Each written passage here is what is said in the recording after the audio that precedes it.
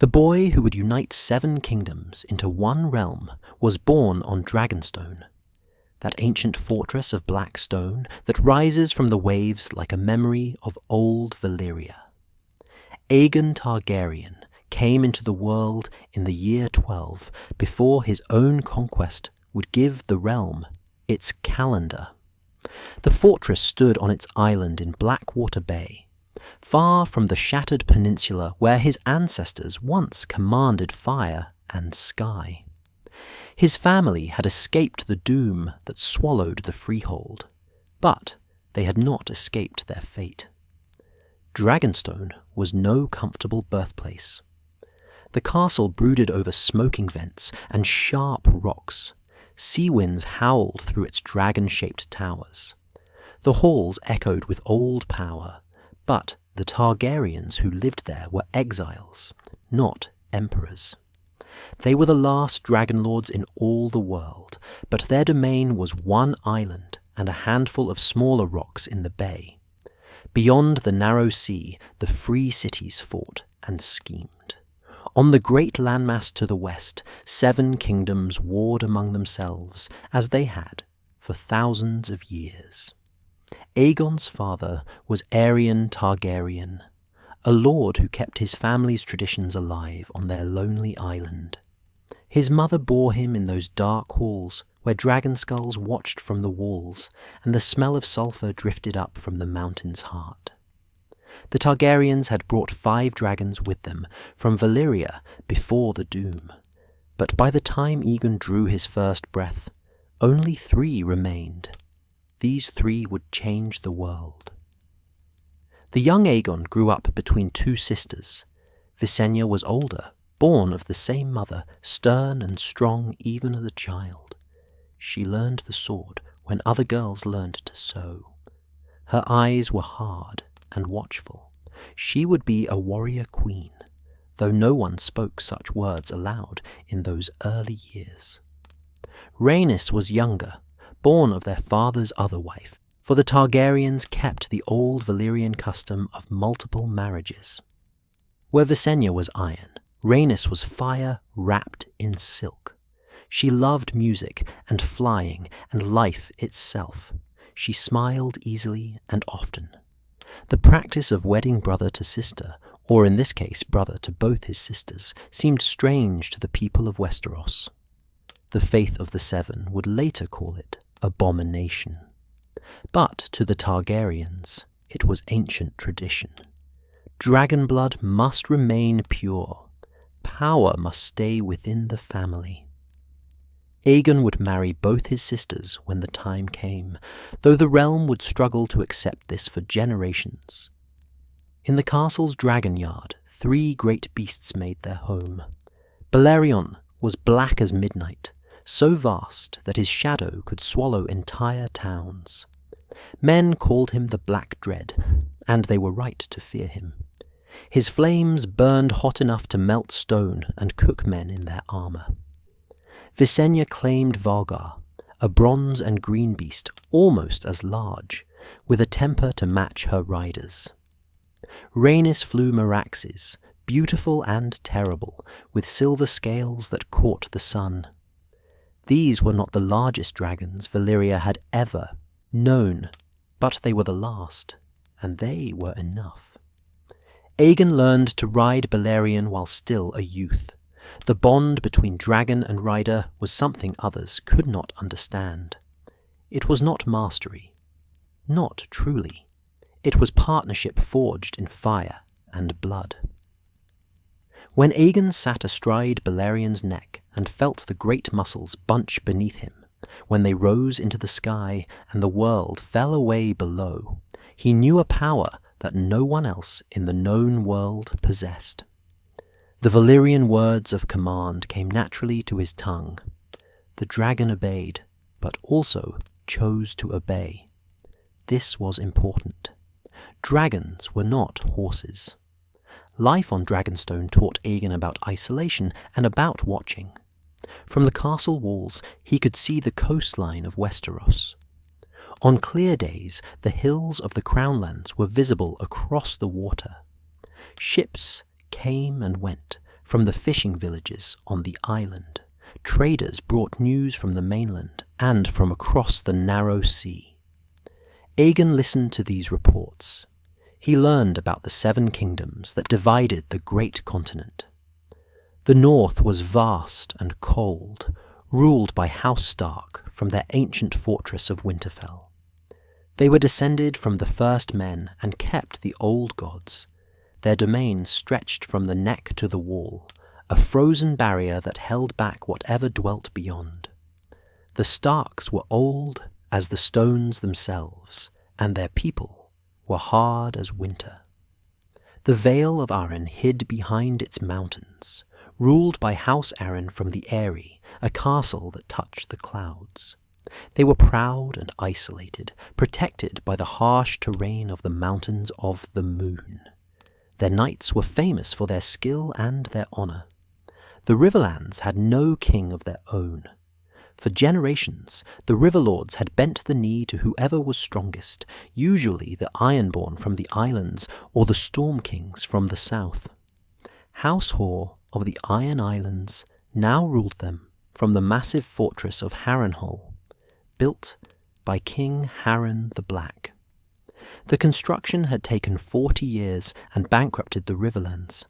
Its towers were the tallest in Westeros.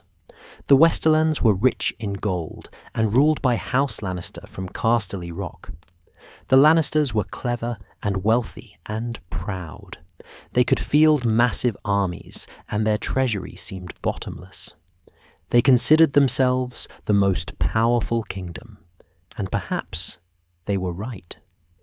The Reach was the most fertile kingdom, ruled by House Gardener from Highgarden. They commanded the largest armies, fed by the bounty of their fields. The Reach Knights were famous for their chivalry and their numbers. House Gardener had ruled there for thousands of years, or so they claimed. The Stormlands belonged to House Durrandon, the Storm Kings who ruled from Storm's End.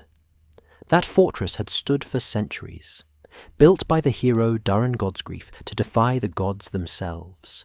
Its walls were thick enough to withstand any siege and any storm. The Storm Kings were warriors, and their kingdom had endured. Dawn was different from all the others.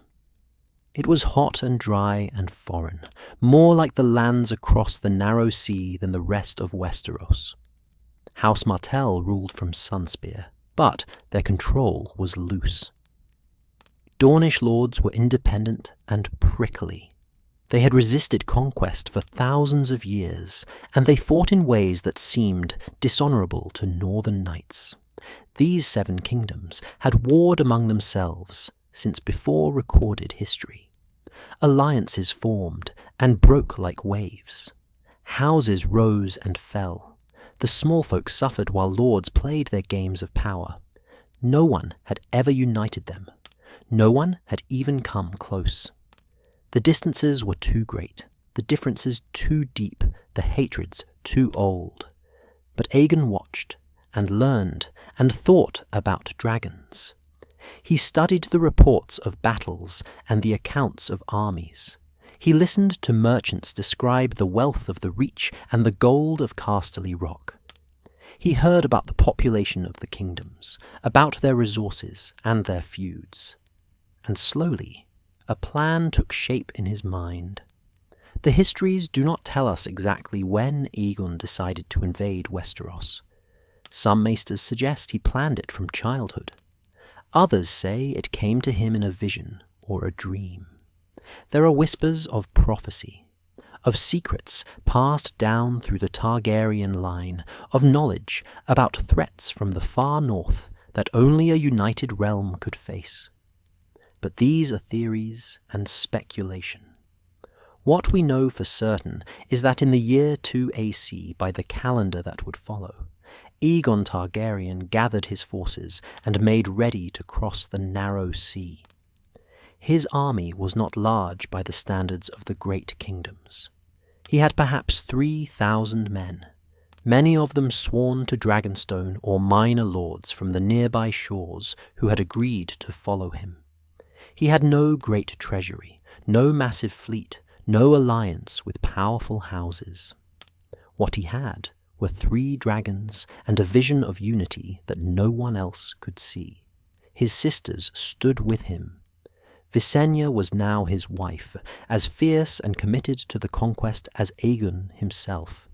She wore armour more often than silks, and kept her Valyrian steel sword, dark sister, always close. Rhaenys, also his wife, brought a different strength. She was beloved by those who knew her, charming and diplomatic where Visenya was blunt. Together, the 3 of them formed a triangle of power that would reshape the world. The night before they sailed, Aegon stood on the walls of Dragonstone and looked west. The fires of the mountain breathed behind him. The sea stretched dark and endless ahead. He was 27 years old, tall and broad-shouldered, with purple eyes and silver-gold hair that marked him as Valyrian. He was not given to long speeches or grand gestures. He was a man of action and few words. But those who served him saw something in his eyes that night. Certainty, purpose, the knowledge that what came next would either forge a dynasty or end in fire and failure. The fleet that left Dragonstone was small but determined. Aegon had his 3 dragons and his sister wives. He had his small army and his few ships. He had Orys Baratheon, his bastard half-brother and closest friend, who commanded his forces on the ground. He had faith in fire, and in the future he meant to build. They landed on the mainland at the mouth of the Blackwater Rush, where 3 rivers met the bay. The spot was chosen carefully. It sat roughly in the centre of the eastern coast, accessible to multiple kingdoms. The land was held by no major power, only minor lords who quickly bent the knee or fled. Aegon claimed the high ground and ordered the building of a wooden fort. It was called the Aegon Fort, and it stood where King's Landing would rise. From that first fortification, Aegon sent forth his messengers. They carried a simple message to all the kings of Westeros. Aegon Targaryen had come to unite the 7 kingdoms under one crown. Those who bent the knee would keep their lands and titles as his lords. Those who refused would face dragonfire. It was not a negotiation. It was a declaration. Most of the kings laughed at first. One dragon lord with a small army thought he could conquer all of Westeros. It was madness. They had vast armies, ancient fortresses, thousands of years of history. What could 3 dragons do against the combined might of the 7 kingdoms? They would soon find out. Aegon didn't wait for their answers. He struck fast, using his dragons to move in ways no army had ever moved before. While his enemies were still gathering their forces and planning their campaigns, Aegon was already burning their castles and routing their armies. The dragons gave him speed and terror. No castle wall could stand against dragonfire. No army could fight what flew overhead and rained death from above. The conquest had begun, and nothing in Westeros would ever be the same. In the space of 2 years, Aegon would shatter kingdoms that had stood for thousands of years. He would forge a new realm from the ashes of the old. The boy from Dragonstone would become Aegon the Conqueror, Aegon the Dragon, the first king of a united Westeros. His legacy would last for centuries, shaping the destiny of millions yet unborn. But that night at the Aegon Fort, with his small army around him and his dragons resting nearby, he was simply Aegon, a man with a vision and the will to make it real. The fires burned low, guards walked their posts, and across Westeros, in castles great and small, kings and lords were about to learn what it meant to face a dragon. The wooden palisades of the Aegon Fort rose crude and simple on the hill where King's Landing would one day sprawl.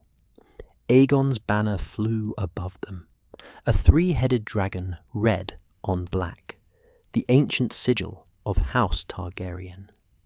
His small army dug trenches and raised walls while the three dragons circled overhead. The message was clear to anyone who saw it. A new power had arrived in Westeros, and it came with fire and wings. The first to respond were not kings but riverlords. The Riverlands had suffered under the Ironborn for generations. House Hoare ruled them from Harrenhal, and King Harren the Black was not beloved by those he conquered. When Aegon's messengers rode north along the rivers, they found lords willing to listen. Lord Edmund Tully of Riverrun was the first great house to bend the knee without battle.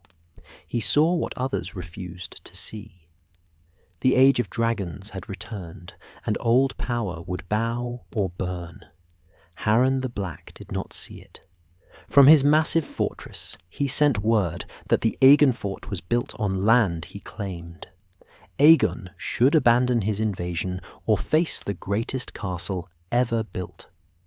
Harrenhal had 5 enormous towers and walls thicker than any in the 7 kingdoms. Harren had spent 40 years and untold wealth building it. He believed himself safe behind those walls. He believed no force in the world could break them. Aegon flew north to see this fortress for himself. Balerion carried him over the God's Eye, that vast lake that lay below Harrenhal. From the sky, the castle was indeed impressive. Its towers reached toward the clouds. Its walls enclosed acres of land. Thousands of men could shelter within it. But Aegon saw something Harren did not. Stone might stop arrows and swords. It could not stop dragonfire. The confrontation came swiftly. Harren refused to meet Aegon in the field. He pulled his forces behind his great walls and prepared for a siege that would never come. He sent messages to the other kingdoms, calling for alliance against this foreign invader. Some might have answered, but Aegon did not give them time. On an evening when the sun set red over the lake, Aegon returned with all 3 dragons. The people of Harrenhal watched from the walls as Balerion, Vhagar, and Meraxes circled overhead. Harren the Black stood in his tallest tower and shouted defiance. He had built his fortress to withstand any attack. "Stone does not burn," he declared. Aegon proved him wrong. The 3 dragons descended and bathed Harrenhal in flame. The castle's wooden interiors caught first. Then the heat grew so intense that the stone itself began to crack and melt. Men inside cooked in their armor like meat in an oven. The towers became chimneys, drawing the fire upward. Harren and his sons died in the tallest tower, the one he had been so proud of. Some say their screams could be heard across the lake. The castle did not fall, but everything and everyone inside it burned. The burning of Harrenhal sent terror through Westeros. Here was proof that the old rules no longer applied. Walls did not matter. Armies did not matter. Against dragonfire there was no defense, except surrender. The Riverlords who had hesitated now rushed to bend the knee. Aegon named Edmund Tully as Lord Paramount of the Riverlands, rewarding the first who had submitted. The other Riverlords accepted this, grateful to be free of the Ironborn at last. But the great kingdoms still believed they could resist. They had not yet felt the dragon's breath. They would learn. In the north, King Torrhen Stark gathered his armies. The king in the north commanded 30,000 men, every able fighter from White Harbour to the Wall. They marched south with their direwolf banners flying, ready to meet this dragon king in battle. The north had never been conquered. The north had never bent the knee. For 8,000 years, the Starks had ruled as kings, and Torrhen meant to keep it so. Aegon marched north to meet him with his much smaller force. The two armies approached each other near the Trident. Torrhen's host vastly outnumbered Aegon's. On the ground, it should have been no contest. The Northmen were fierce fighters, loyal to their king, experienced in battle. They carried steel and wore whatever armor they could afford. They were ready to die for their independence. Then Torrhen saw the dragons. Balerion alone was vast enough to darken the battlefield. Vhagar and Meraxes flanked him. The three beasts landed before Aegon's lines, and the earth shook. 30,000 Northmen looked at three dragons and understood what Harren the Black had learned too late. Courage meant nothing against fire. Numbers meant nothing when the enemy flew. Torrhen Stark faced the hardest choice any king in the north had ever faced. He could order his men to attack and watch them burn. He could become the king who led the north to destruction. Or he could do something no Stark had done in 8,000 years. He could kneel. The histories tell us that Torrhen's bastard brother Brandon Snow came to him that night with a desperate plan. Brandon was a skilled ranger and a brave man. He offered to take a few others and sneak into Aegon's camp. They would kill the Dragon King and his sisters while they slept. Without the Targaryens to command them, the dragons might be lost or wild. It was a small chance, but it was something. Torrhen refused. He knew that even if Brandon succeeded, the dragons might simply burn everything in rage. He knew that thousands of his men would die for nothing. He knew that winter was coming, as it always did, and the North needed its fighting men alive. So he made his choice. The next morning, Torrhen Stark rode forward alone. He dismounted before Aegon Targaryen and removed his crown. He knelt in the mud and offered his submission. The king who knelt, they called him afterward, and some said it with contempt. But Torrhen saved 30,000 lives that day. He kept the north intact and its people alive. Aegon accepted his surrender and named him Warden of the North, allowing the Starks to keep their lands and their rule over everything north of the Neck. Some maesters whisper that Aegon admired Torrhen's choice. A wise king knows when to fight and when to yield. Torrhen chose wisdom over pride, and the north endured because of it. The other kingdoms would not be so wise. In the west and the south, two great powers watched Aegon's advance with growing concern. King Mern Night, Gardener of the Reach, and King Loren the Lannister of the Rock decided they must ally against this threat. Separately, neither felt confident. Together, they commanded the largest army ever assembled in Westeros. 55,000 men gathered under their combined banners. The wealth of Casterly Rock armed them. The grain of the Reach fed them. Knights in shining armour rode destriers bred in the Reach.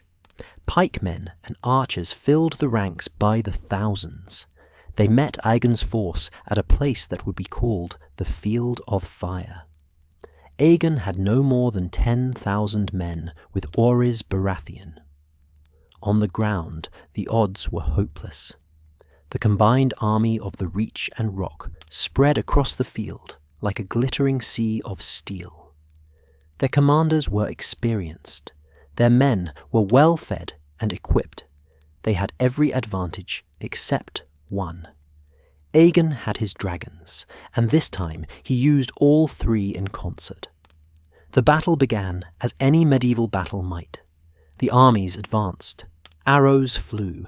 Men shouted their war cries. But then the dragons rose. Balerion came from one flank, Vhagar from another, Meraxes from the third. They caught the massive army in a triangle of flame.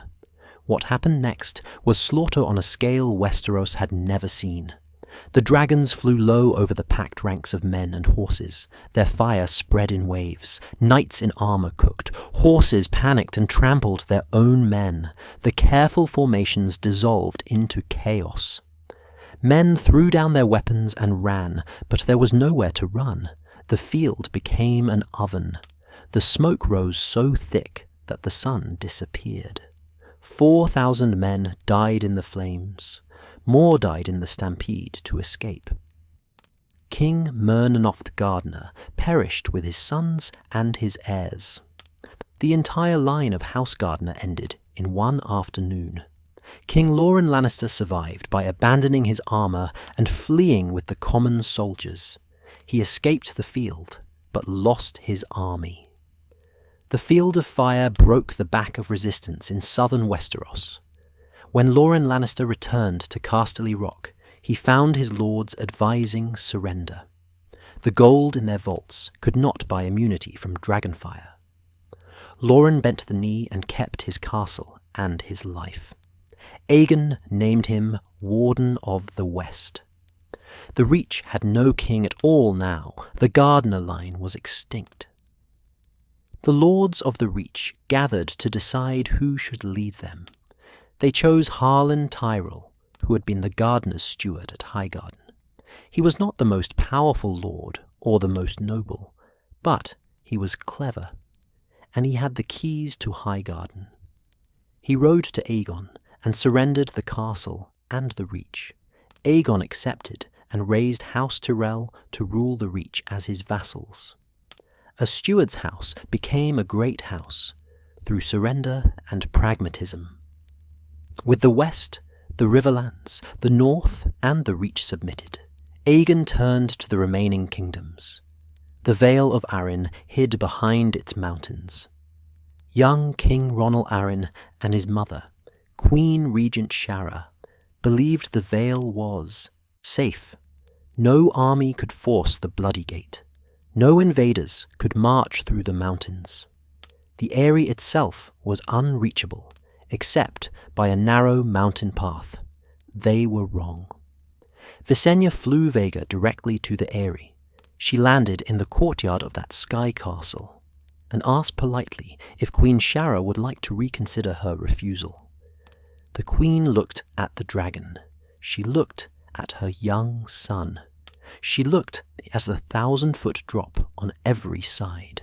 She bent the knee. The Vale submitted without a single death. Ronal Arryn was said to be delighted. He asked if he could ride the dragon. Visenya let him fly around the mountain once, and the boy laughed with joy, while his mother nearly fainted. The Stormlands proved more difficult.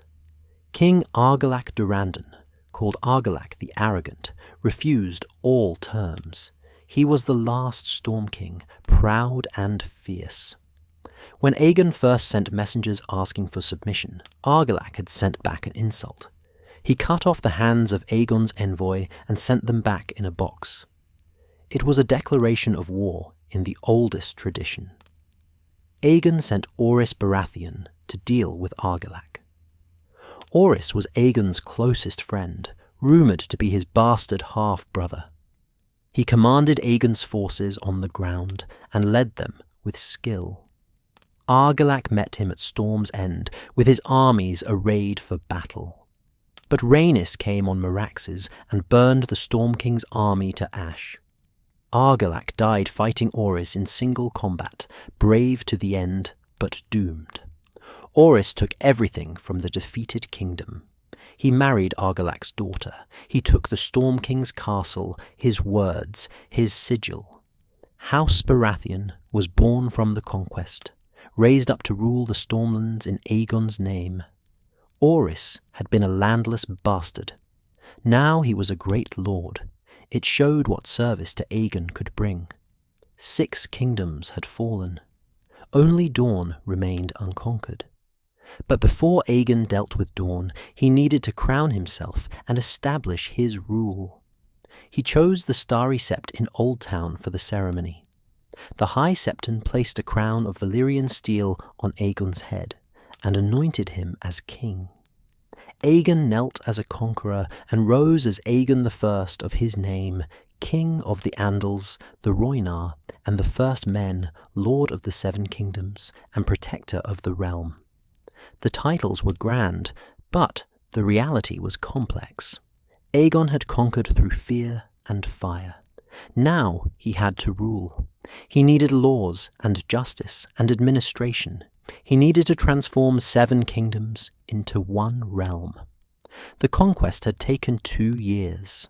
Building a kingdom would take the rest of his life. But first, there was Dawn.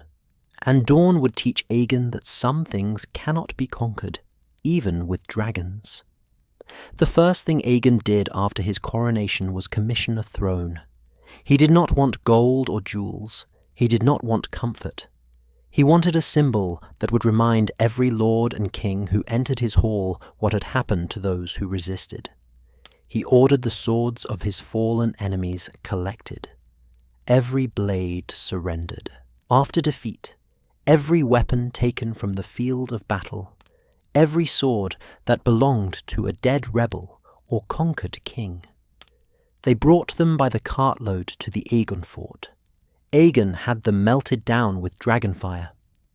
For 59 days, Balerion breathed flame over the twisted metal, while smiths and sorcerers worked the mass into a monstrous seat. The Iron Throne rose jagged and harsh, with swords jutting at angles, edges left sharp and dangerous. It was asymmetrical and uncomfortable. Sitting on it was meant to be difficult. A king should never sit easy, Aegon said. He should always feel the weight of his rule and the sharpness of his duty. The throne became the most powerful symbol in Westeros.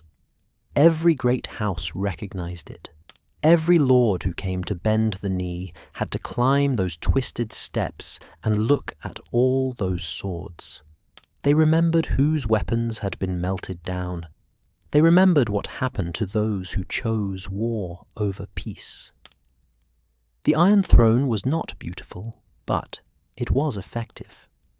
With the throne complete, Aegon turned his attention to building a capital.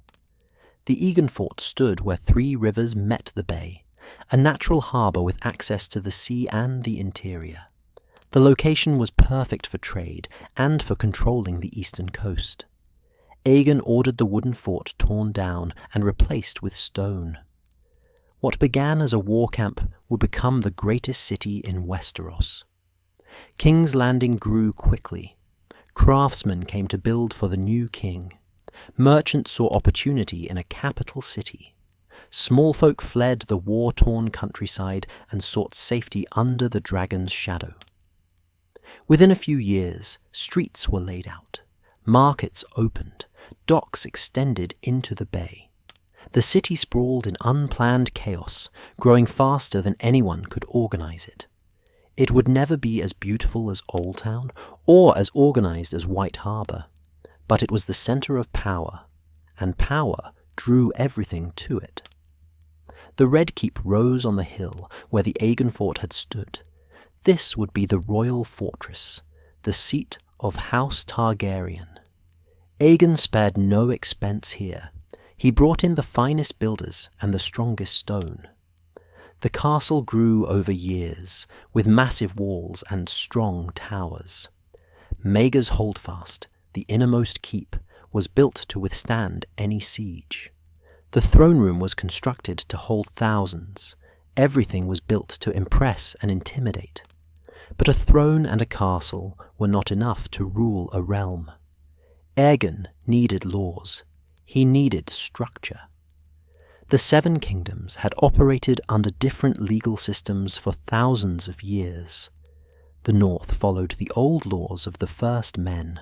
The Vale and Riverlands had Andal traditions. The Ironborn had their own harsh codes. Dawn was entirely separate. Each region had its own customs about inheritance, about justice, about the rights of lords and small folk. Aegon created what became known as the King's Law. It did not replace all local customs, But it established certain principles that applied everywhere. Murder was murder. In every kingdom. Theft was theft. Certain crimes would be judged by the same standards, whether they happened in Winterfell or Sunspear. The king's law was enforced by the king's justice, an office Aegon created to handle those who broke the peace. The king's peace itself was Aegon's greatest achievement in these early years. For thousands of years, the kingdoms had warred constantly. The Reach fought the Stormlands. The Riverlands were invaded by the Iron Islands. The North had border disputes with everyone. Aegon declared all such warfare illegal. The kingdoms were no longer independent. They were part of one realm. Disputes would be settled through law and royal judgment, not through battle. This was easier to declare than to enforce. Old hatreds ran deep.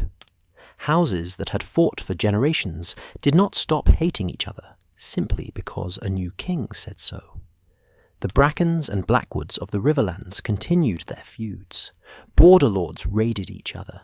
Pirates still troubled the coasts. But Aegon responded to every violation swiftly and harshly. When lords broke the king's peace, dragons came. After a few castles burned and a few lords died, the message became clear. The age of constant warfare was over. Aegon couldn't rule alone. He established the Small Council, a group of advisors who would help govern the realm.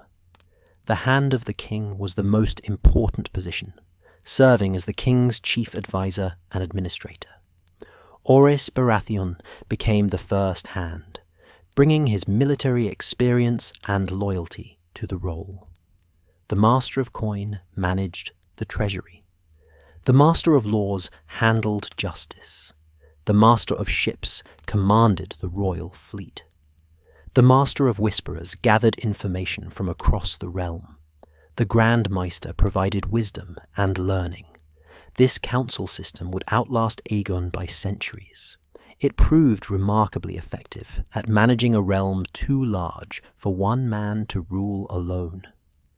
The Small Council met regularly, advised the king, and implemented his decisions. They handled the daily business of governance, while Aegon focused on larger matters of war and diplomacy. His sister wives played important roles in this new government. Visenya was stern and practical.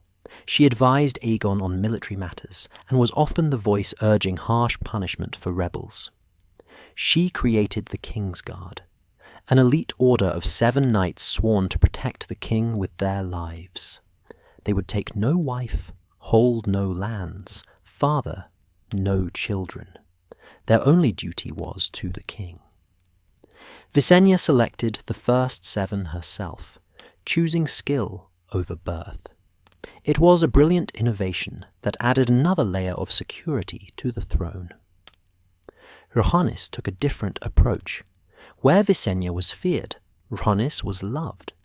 She travelled throughout the realm, holding court, listening to the small folk, resolving disputes. She had a gift for making people feel heard and valued. She turned potential rebels into loyal subjects through charm and genuine compassion. The common people adored her. Lords who might have resented Aegon's conquest found themselves won over by Rhaenys' warmth. The 2 queens represented different aspects of Targaryen rule. Visenya was the Iron Fist, reminding everyone what happened to those who defied the crown. Rhaenys was the Velvet Glove, showing the benefits of peace and unity. Together, they made Aegon's rule more complete than it could have been with either alone. But ruling 7 kingdoms meant managing 7 different cultures. The north was vast and cold and followed the old gods. Most Northmen had never seen the sea or a dragon. They lived hard lives in a harsh land. Aegon had to respect their customs while still asserting royal authority. He allowed the Starks to continue as wardens of the north, with broad powers to govern as they saw fit. As long as they kept the peace and paid their taxes, King's Landing left them largely alone. The Vale was isolationist and proud. The mountain clans were never truly controlled. Aegon recognized that the Arryns knew their land better than he ever would. He granted them similar independence to the Starks, asking only for loyalty and support when needed. The Riverlands were more complicated. Decades of rule by the Ironborn had left deep wounds. The Riverlords were fractious and competitive. The Tullys were new to paramount status and had to establish their authority over older, prouder houses. Aegon spent considerable time mediating disputes and reinforcing Tully rule. He needed the Riverlands stable because they sat in the center of everything. The Westerlands were wealthy and resentful. The Lannisters had ruled as kings for thousands of years. Being reduced to wardens under a foreign dynasty stung their pride. But their gold made them useful, and Aegon knew how to use both carrot and stick. He granted them favorable trade terms and appointed Lannisters to important positions. He also reminded them occasionally what happened at the Field of Fire. The Reach was the most fertile and populous kingdom. The Tyrells were newcomers to power, which made them loyal to Aegon out of necessity. Without the crown's support, older houses like the Florents or Redwynes might challenge their rule. Aegon used this to his advantage. He made the Tyrells dependent on royal favour, ensuring their continued loyalty.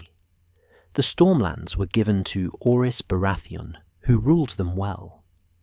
As Aegon's closest friend and rumoured brother, Orys had the king's complete trust. The Stormlords accepted him because he had married their old king's daughter and adopted their customs. He was one of them now, even if he served Aegon. Each kingdom required different handling. Aegon showed remarkable flexibility in his governance. He did not try to make the North like the Reach, or force the Vale to adopt Riverland's customs.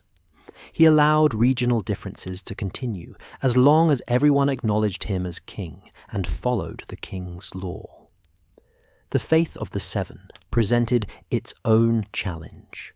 The faith was the dominant religion in 6 of the 7 kingdoms. Only the North kept the old gods. The High Septon spoke for millions of believers. The faith had its own military orders, the warriors' sons and the poor fellows. These were armed men who answered to the faith, not the crown.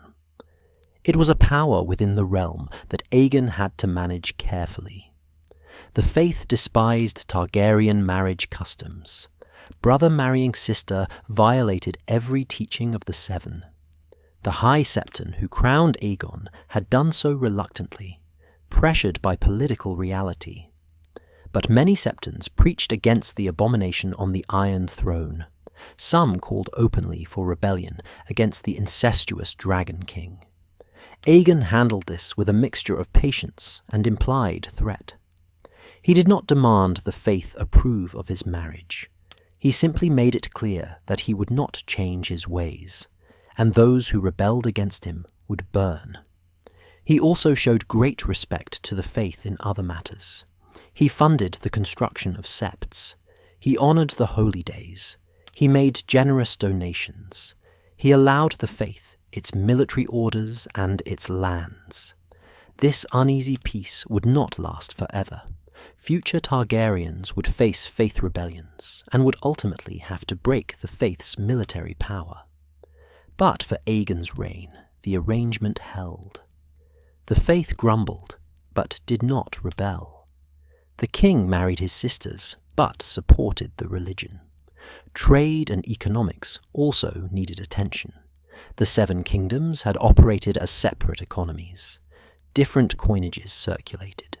Trade barriers existed between regions. Aegon standardized the currency and removed internal tariffs. A merchant could now move goods from White Harbour to Old Town without crossing hostile borders or paying tribute to a dozen different lords. This simple change unleashed economic growth that benefited everyone. Aegon ordered the construction of great roads. The King's Road would eventually run from Storm's End to Castle Black, connecting the entire realm. Other roads linked the major castles and cities. These were expensive projects that took decades, but they bound the kingdom together. Armies could march faster. Goods could move more easily. Information travelled more quickly. The roads were arteries pumping life through the realm. Despite all these achievements, Aegon's rule was not universally loved. Rebellions broke out regularly in the early years. Some lords resented the new order. Some saw opportunity in chaos. Some simply wanted their independence back. Aegon crushed each rebellion with overwhelming force. Dragons made putting down revolts efficient. A castle that might withstand a year-long siege could be reduced to ash in an afternoon. The harshness served a purpose. Aegon needed to establish that rebellion was futile. He needed potential rebels to fear the consequences more than they desired independence. After a few examples were made, rebellions became less frequent. Lords calculated the odds and decided. Submission was wiser than suicide. Yet Aegon was not only harsh. He could be generous to those who served him loyally. He raised up new houses and granted them lands. He rewarded bannermen who proved their worth. He listened to petitions and dispensed justice. He built institutions that would outlast him. The realm he was creating was more than just military conquest. It was a functional government, a unified economy, a shared identity. By the 10th year of his reign, Aegon had accomplished something no one thought possible. 7 kingdoms had become one realm. The king's peace held across most of Westeros. Trade flourished, the population grew, cities expanded. For the first time in recorded history, a farmer in the Reach did not fear a reaver from the Iron Islands. A merchant from White Harbour could travel to Lannisport without crossing a war zone. But there was one kingdom Aegon had not conquered. One place that refused to bend. One realm where the dragon's fire had not yet burned. Dawn waited in the south, unconquered and defiant. And Dawn would teach Aegon that some victories cannot be won with dragons alone. Dawn was different from the rest of Westeros in ways that went deeper than geography. The deserts and mountains that dominated the landscape had shaped a people who thought differently, fought differently, and refused to submit to anyone.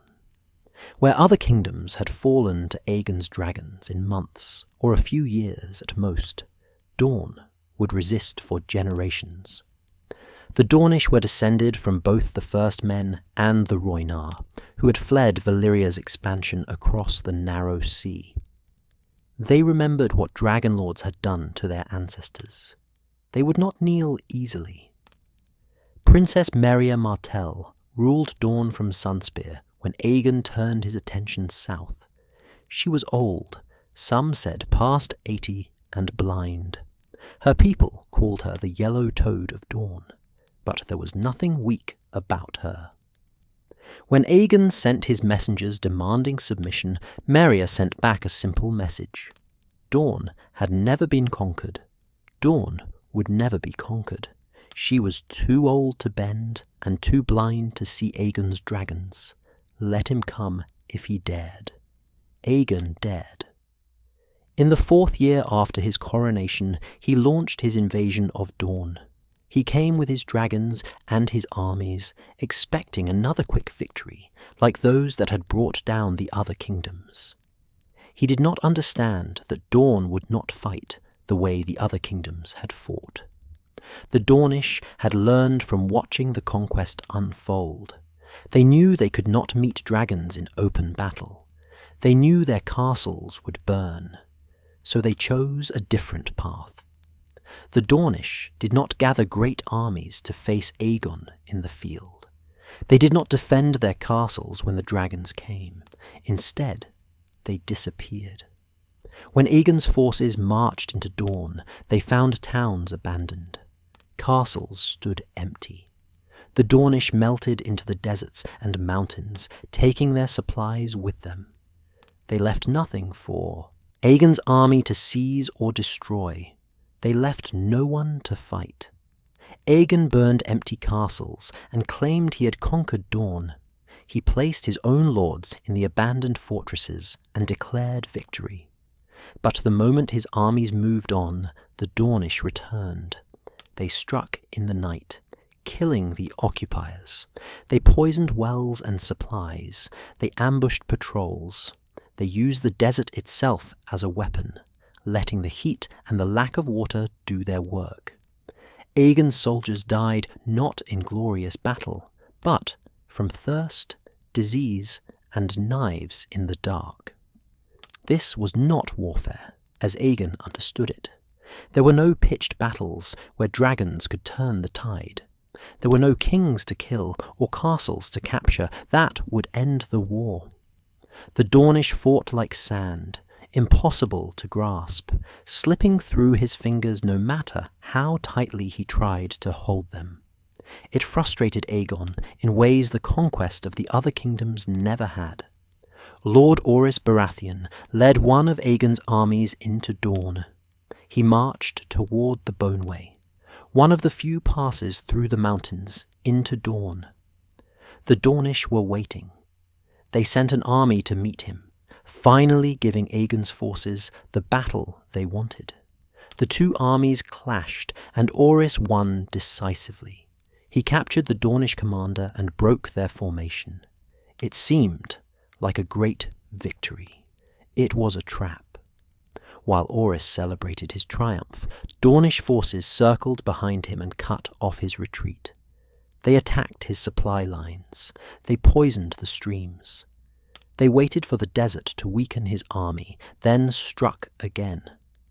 Orys found himself surrounded, his men dying from heat and hunger. He was forced to surrender. The Dornish took him prisoner and held him for years. When they finally returned him, he had lost his sword hand. They had taken it as a price for his freedom. The loss of Orys shocked Aegon. His closest friend, his finest commander, had been defeated not by dragons or superior forces, but by a strategy he did not understand. The Dornish were showing him that conquest and rule were different things. He could burn every castle in Dorne, but he could not make the Dornish obey. He could not be everywhere at once, and wherever he was not, the Dornish reclaimed their land. Rhaenys flew to Dorne on Meraxes, seeking to break the resistance through dragonfire. She burned the towns along the Greenblood River. She destroyed several smaller castles. The Dornish scattered before her, then returned after she left. She grew frustrated and decided to strike at a harder target. She flew to Hellholt, a castle in the deep desert, seat of House Ulla. What happened at Hellholt would change everything. The accounts vary, and the truth died with everyone who was there. Some say the Dornish lured Rhaenys into a trap. Others say she was simply overconfident. What is known is that Rhaenys and Meraxes attacked Hellholt, bathing it in dragonfire. The castle burned, but something went wrong. A scorpion bolt, a lucky shot from a ballista, designed to hunt dragons, struck Meraxes through the eye. The great silver dragon fell from the sky and crashed into the castle. The impact killed dragon, rider, and everyone in Hellholt. Rhaenys Targaryen, beloved queen, died in the Dornish sands. The news reached Aegon at King's Landing. His sister wife, the one who brought joy and light to his court, was dead.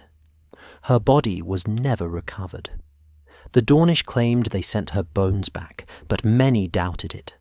Some said they kept her skull as a trophy. Others said there was nothing left to send. Aegon grieved, and then his grief turned to rage. What followed became known as the Dragon's Wrath. Aegon mounted Balerion and flew to Dorne with Visenya on Vargar beside him. They did not come to conquer, they came to punish. For 2 years, the dragons burned Dorne. Every castle, every town, every village they could find felt dragonfire. Aegon did not care about winning any more. He wanted revenge for Rhaenys. He wanted the Dornish to suffer as he suffered. The Dornish suffered, but they did not break. The old Princess Meria died during this time, but her son, Prince Nymor, took up the resistance. The Dornish retreated deeper into their deserts and mountains. They endured the burning. They lost thousands, perhaps tens of thousands. Their castles were ruins, their fields were ash. But they did not surrender. They simply waited for the dragons to tire, for Aegon's rage to burn itself out. Aegon could not sustain the campaign forever. His other kingdoms needed attention. Rebellions broke out in the Riverlands and the Vale, demanding his attention. The cost of keeping armies in Dorne was bleeding his treasury, and burning everything accomplished nothing. The Dornish would not submit, and killing them all was impossible. They were too spread out, too mobile, too willing to sacrifice everything for their independence. In the 10th year of the war, something changed. Prince Nymor of Dorne sent an envoy to King's Landing. The envoy was his daughter, Princess Daria. She came with a message and a skull, claimed to be Rhaenys's. She spoke with Aegon privately. No one knows what was said in that meeting. No record exists of their conversation. But whatever Daria said or showed Aegon, it changed his mind. Aegon agreed to peace. He would withdraw from Dorne and recognize Dornish independence. In return, Dorne would acknowledge him as king in name, though they would govern themselves. It was barely a victory. It was certainly not conquest. The Dornish kept their independence in all but title. They would not be absorbed into the 7 kingdoms for another 200 years, and even then it would be through marriage, not conquest. Many in Aegon's court were shocked by his decision. Visenya argued against it. The lords who had lost sons in Dorne demanded vengeance. But Aegon was unmoved. He had learned a hard lesson. Some lands cannot be conquered. Some people will choose death over submission. The cost of taking Dorne was too high, and even if he succeeded in burning every castle and killing every lord, the small folk would continue to resist. He would inherit ashes and corpses, not a kingdom. The nature of what Princess Daria said or showed Aegon remains one of the great mysteries of his reign. Some maesters believe she threatened to continue the war indefinitely, promising that Dorne would bleed Aegon's realm dry. Others think she revealed some secret about Rhaenys's death that changed his perspective. The darkest theories suggest she threatened to unleash weapons or tactics that would make the war even more horrific. A few even whisper that she showed him a letter from Rhaenys, written before her death, though this seems unlikely. Whatever the truth, Aegon made peace with Dorne. It was his only significant failure as a conqueror, and it haunted him for the rest of his life. He had united 6 kingdoms under his rule, but the 7th remained independent. The phrase 7 kingdoms became something of a lie. There were only 6 kingdoms truly under the Iron Throne. Dorne stood apart, proud and unbroken. The Dornish War taught Aegon several important lessons. Dragons were not invincible. Military might had limits.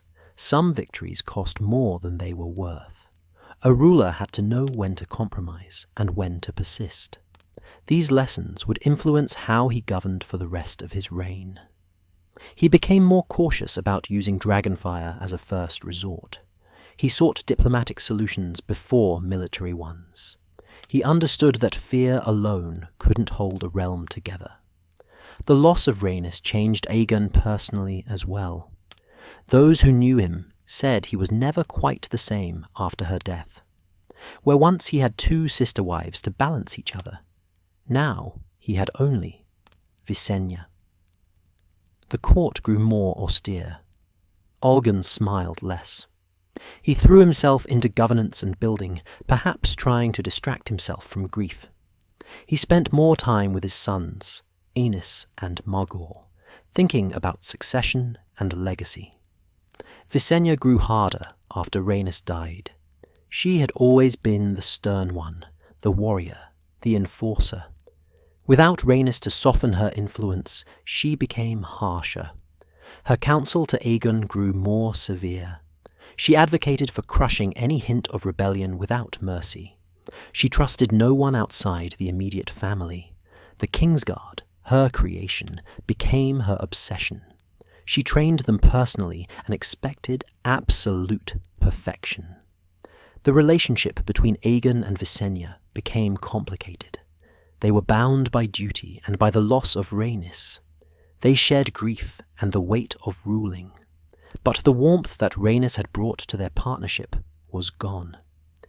Aegon respected Visenya. He valued her counsel. He relied on her strength. But the joy had gone out of their marriage, if it had ever been there. They were partners in power, but not in happiness. The Dornish War lasted 10 years and cost thousands of lives. It demonstrated the limits of dragon power and the resilience of people fighting for their homes. The Dornish had done what no other kingdom managed. They had resisted Aegon the Conqueror and won their independence.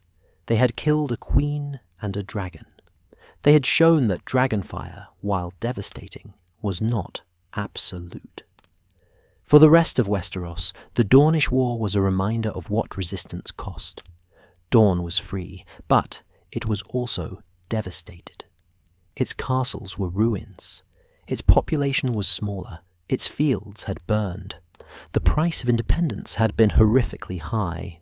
Other kingdoms saw this and chose continued submission to the Iron Throne. Better to live under Aegon's rule than to die resisting it. Aegon never spoke publicly about why he made peace with Dorne. He did not explain his decision or justify it. He simply withdrew his forces and moved on to other matters. The mystery of that final meeting with Princess Daria would outlive him by centuries. Maesters and historians would debate it endlessly. But whatever happened in that room changed the course of Westerosi history. Dorne remained apart, and Aegon accepted it. The failure in Dorne was not complete disaster. Aegon still ruled 6 kingdoms. His realm was vast and growing stronger. The king's peace held almost everywhere. Trade flourished. The population increased. Cities grew. But the one kingdom he couldn't conquer would always be a reminder that even dragon lords have limits. Even the greatest conqueror in history could not have everything he wanted. And somewhere in the ruins of Hellholt, if the stories were true, the bones of Rhaenys Targaryen lay forever in Dornish sand. The years after the Dornish War marked a transformation in Aegon's rule. The conqueror became a builder. The warrior became a lawgiver. Aegon had won his throne through fire and blood, but holding it required something more. He needed to create institutions that would outlast him. He needed laws that would bind the realm together when dragons were not circling overhead. The work was less dramatic than Conquest, but it was more important. The king's law that Aegon had established in his early years needed expansion and refinement. Different regions still operated under different customs. A murder in the north might be judged differently than a murder in the Reach. Inheritance laws varied wildly. The rights of small folk depended on which lord ruled their land. Aegon worked with his maesters and his small council to create a more unified legal code. The new laws addressed fundamental questions. How should inheritance work when a lord died without clear heirs? What rights did bastards have? How should disputes between lords be resolved? What crimes deserved death, and what crimes deserved lesser punishment? These questions had been answered differently in each kingdom for thousands of years. Aegon sought to create consistent answers that would apply everywhere. He moved carefully in this work. Aegon understood that he couldn't simply impose laws and expect them to be followed. The realm was too large and too diverse. Local customs mattered to people. They gave stability and identity.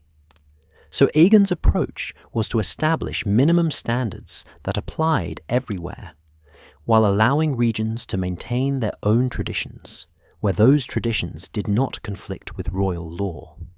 For example, the North could continue following the old laws of the first men for most matters.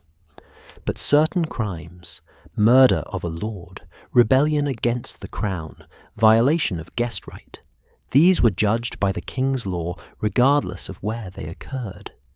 This balance between central authority and regional autonomy became a defining feature of Targaryen rule. It allowed the realm to function as a unit while respecting the differences that made each kingdom distinct.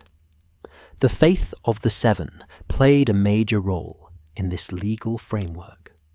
In 6 of the 7 kingdoms, the faith was the dominant religion and had its own courts for certain matters. Marriage, inheritance through church holdings, moral crimes, these fell under the faith's jurisdiction. Aegon recognized the faith's authority in these areas, but he made clear that royal law superseded religious law when they conflicted. The king's word was final, even if the High Septon disagreed. This created ongoing tension between crown and faith. The High Septon and the most devout Septons believed that the god's law should reign supreme. They saw Aegon's assertion of royal supremacy as blasphemy. But Aegon held firm. He would not allow the faith to become a rival power center within his realm. He respected the faith and supported it with gold and protection, but he would not submit to it. The faith's military orders presented a particular problem. The warriors' sons were knights sworn to the faith, armed and dangerous. The poor fellows were common men who served the Seven. Together, they numbered in the thousands and answered only to the High Septon. Aegon allowed them to continue for now, but he watched them carefully. Future Targaryens would not be so tolerant. The faith militant would eventually provoke a war that would break their military power forever. But in Aegon's time, an uneasy peace held. Aegon also worked to standardize justice across the realm.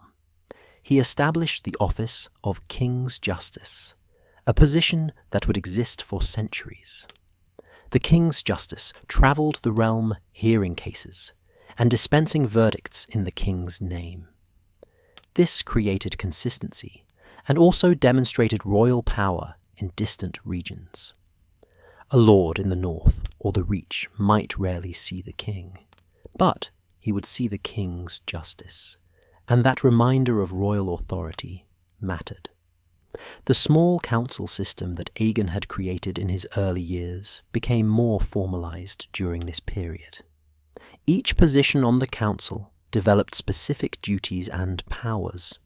The hand of the king effectively served as the realm's chief administrator, handling daily governance and speaking with the king's voice when Aegon was unavailable.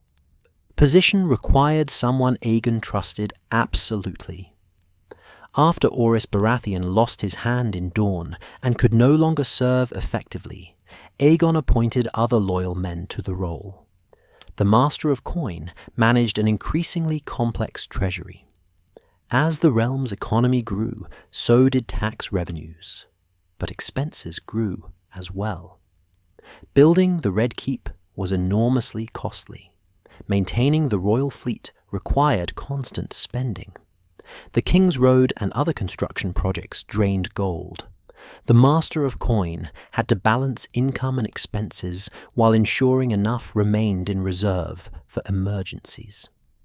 The Master of Laws worked closely with the King's Justice to implement and enforce the realm's legal code.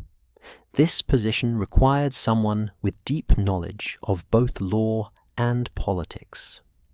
The Master of Laws advised the king on legal matters and helped resolve disputes between lords that might otherwise escalate into violence. The Master of Ships commanded the royal fleet and oversaw all naval matters. The fleet was essential for projecting power across the realm. It protected trade routes from pirates. It moved troops quickly to trouble spots. It enforced the king's will on the islands and coasts. The position required naval expertise and political skill. The Master of Whisperers was perhaps the most controversial position. This person managed the crown's network of spies and informants. Knowledge was power, and Aegon understood that he needed to know what was happening in every corner of his realm. Rebellions often began with whispers and secret meetings. The Master of Whisperers worked to uncover such plots before they could mature into open revolt. The Grand Maester represented the citadel and provided counsel based on learning and history. Maesters served every great house in Westeros, creating a network of educated men who could share information and maintain continuity. The Grand Maester at King's Landing was the most senior and most influential. He advised on everything from medicine to history to science. His counsel carried great weight. These 6 positions, plus the Lord Commander of the Kingsguard, formed the Small Council. They met regularly to discuss the realm's business and advise the king. The system proved remarkably effective. It distributed power and responsibility while keeping ultimate authority with the crown. Future kings would rely on this same structure for centuries. Economic integration was another focus of Aegon's middle years. The 7 kingdoms had operated as separate economies for millennia. Now Aegon worked to unite them. He standardized weights and measures across the realm. A bushel of grain meant the same thing in Winterfell and Old Town. This simple change made trade vastly easier. He reformed the currency system. Each kingdom had minted its own coins, and their value varied. Aegon created the gold dragon, the silver stag, and the copper penny as standard coinage throughout the realm. The gold dragon bore his 3-headed dragon, Sigil. The silver stag honoured his friend, Orys Baratheon. The copper penny featured the 7-pointed star of the faith. This coinage would remain standard for the next 3 centuries. The removal of internal tariffs and trade barriers unleashed economic growth. A merchant from White Harbour could now ship goods to Lannisport without paying tribute to a dozen different lords along the way. The increased trade benefited everyone.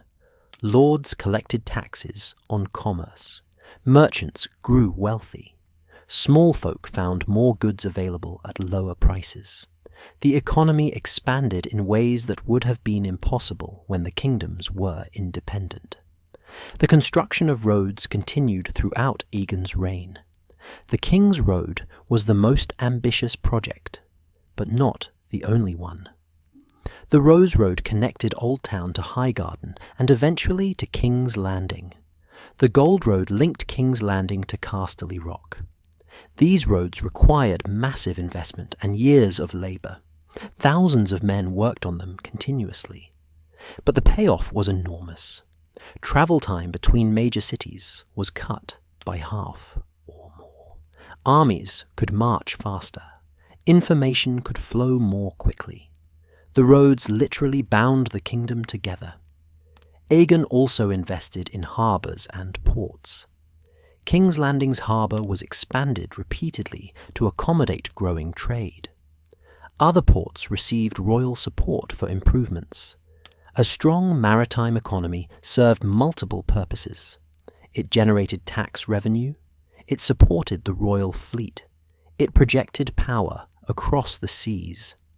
Aegon understood that Westeros was surrounded by water and needed to control those waters. Agriculture benefited from the king's peace. Without constant warfare destroying crops and killing farmers, production increased. The Reach in particular flourished. Its fertile fields fed the growing cities and supported a population boom. Other regions also saw agricultural expansion as marginal lands were brought under cultivation. More food meant more people, which meant more soldiers and more taxpayers. The population of Westeros grew significantly during Aegon's reign. The king's peace removed the primary check on population, which had been constant warfare. Families could raise children without fear they would die in the next war. Farmers could plant crops confident they would live to harvest them. This demographic growth strengthened the realm, but also created challenges. More people needed more land, more food, more resources. Aegon's sons represented the future of his dynasty. Aenys was his son by Rhaenys, born before the Conquest. He was a gentle boy, more interested in music and poetry than warfare. He was not strong or martial like his father.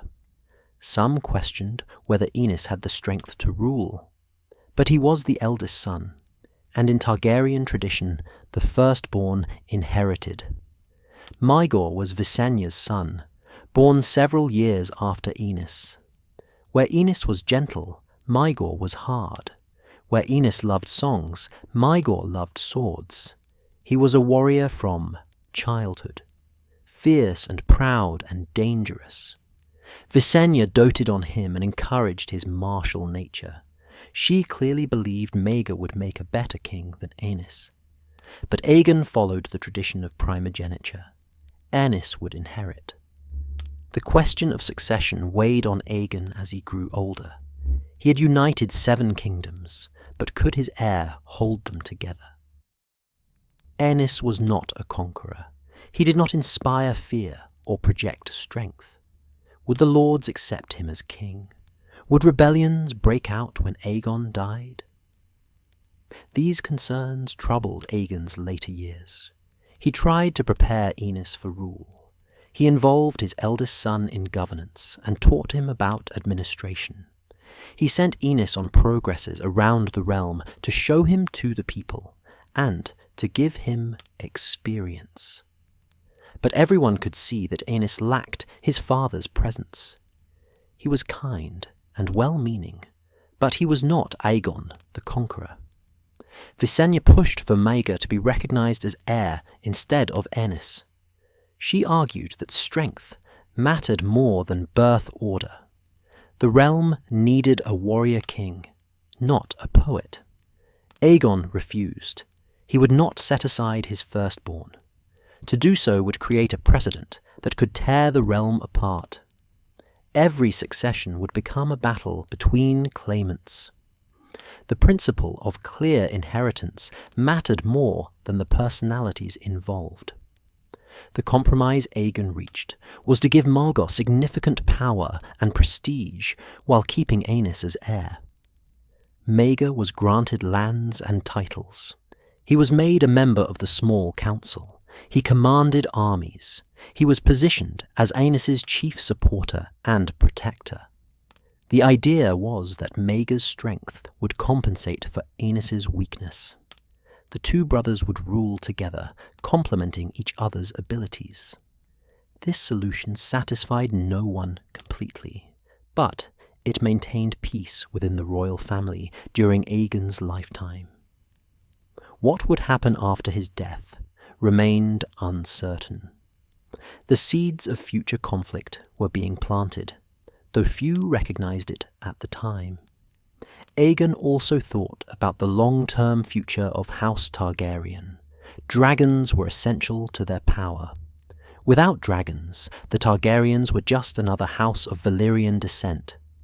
Aegon ensured that his sons learned to ride and bond with dragons. New dragons were hatching on Dragonstone. The species was recovering after the Doom had reduced their numbers. Aegon established the Dragon Pit in King's Landing, a massive dome where dragons could be kept and trained in the heart of the capital. The Dragon Pit was both practical and symbolic. Practically, it kept dragons close to the throne for quick deployment. Symbolically, it reminded everyone in King's Landing of the source of Targaryen power. The common people grew accustomed to seeing dragons fly overhead. It became normal, part of the natural order. This familiarity reduced fear while maintaining respect. By the 30th year of his reign, Aegon had transformed Westeros. The Seven Kingdoms functioned as a single realm. Trade flourished. The population grew. Cities expanded. A generation was growing up that had never known the constant warfare of the pre-conquest era. They took the king's peace for granted. They could not imagine life any other way. But Aegon was aging. He was in his 50s now, still vigorous, but no longer young. He had ruled for 3 decades. He had seen his realm through conquest, rebellion, war, and peace. He had built institutions and roads and laws. He had created something that would outlast him. But questions remained about what would happen when he was gone.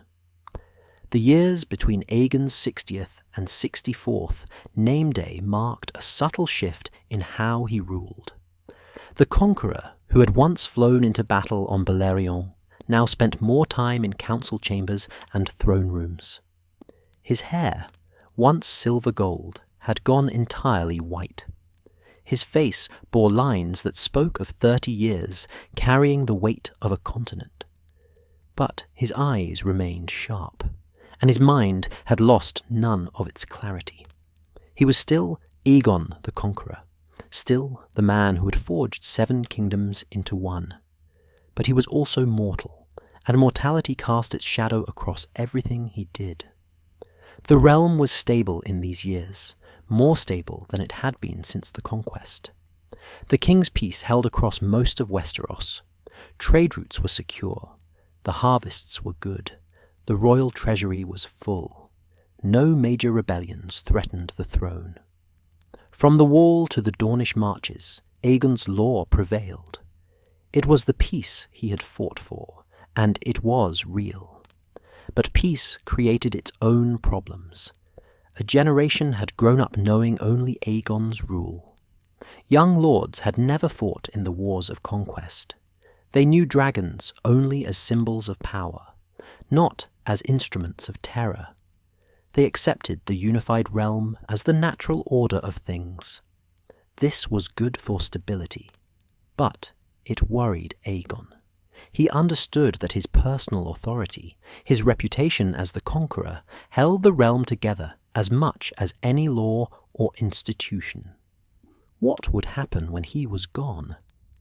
The question of succession dominated his thoughts in these later years. Aenys was now a man in his 30s, married to Alyssa Velaryon. He had children of his own. He sat on the small council and participated in governance. But he still showed little of his father's strength. He was kind and thoughtful and well-educated. He cared about justice and the welfare of the small folk. These were good qualities in a ruler, but they were not the qualities that had conquered Westeros. Aegon tried to prepare his eldest son for the realities of kingship. He involved Aenys in difficult decisions, forcing him to make hard choices. He sent him to deal with minor rebellions and disputes, giving him experience in projecting authority. He taught him about the great houses, about their histories and ambitions and weaknesses. But Aenys remained fundamentally gentle. He preferred compromise to confrontation. He sought to be loved rather than feared. Maegor presented a stark contrast. Visenya's son had grown into a warrior of legendary skill. He was tall and powerful, broader across the shoulders than his father. He wore armor as comfortably as other men wore silk. His skill with sword and lance was renowned throughout the realm. In tournaments, no one could stand against him. In battle, he was terrifying. He had his mother's hardness and his father's intensity, but none of Aenys's softness. The two brothers were not close. They respected each other and maintained proper courtesy, but there was no warmth between them. Aenys saw Maegor as brutal and cruel. Maegor saw Aenys as weak and unfit to rule. Visenya encouraged this division, constantly praising Maegor while subtly undermining Aenys. She had never forgiven Aegon for choosing Rhaenys' son over hers as heir. Aegon worked to balance his sons and prevent open conflict. He gave Maegor important military commands and honoured his prowess in arms. He made clear that Maegor would be a powerful lord with vast lands and authority. But he also repeatedly affirmed that Aenys was the heir. When lords suggested that perhaps the stronger son should inherit, Aegon shut down such talk immediately. The law of succession was clear. The eldest son inherited. To change this would invite chaos. In the 33rd year of his reign, Aegon made a progress through the realm. He had not done this in many years, preferring to rule from King's Landing. But he felt the need to show himself to his people, and to remind the lords of his presence. He rode north first, visiting the great houses and receiving their oaths of loyalty. Torrhen Stark, the old Lord of Winterfell, who had knelt to Aegon decades before, was long dead. His grandson ruled now, a man who had been born into Aegon's peace and knew no other world. The young Stark swore his oaths with proper ceremony, but Aegon could see the difference. The fear was gone. The new generation of northern lords respected Aegon, but they did not fear him the way their fathers had. They had never seen Balerion burn an army. They had never stood before the dragon and chosen between submission and death. They knew only peace and prosperity under the Iron Throne. This pattern repeated across the realm. In the Vale, the young Lord Arryn was courteous and loyal, but showed none of the terror his mother had felt when Visenya landed in the Eyrie. In the Riverlands, new lords ruled houses that had bent the knee to escape the Ironborn. They remembered the liberation, but not the conquest. In the Reach, the Tyrells were firmly established now, their rule no longer dependent on Aegon's direct support. Only in a few places did Aegon see the old fear and awe. Old men who remembered the Field of Fire still looked at him with something like terror. Veterans of the Conquest Wars bowed with genuine reverence. But these men were dying off. The realm was changing, and Aegon knew it. The progress also showed him the success of his reign. Roads connected. Cities that had once been isolated. Trade flourished in markets that had been battlefields. Small folk farmed lands that had been devastated by war. The population had grown significantly.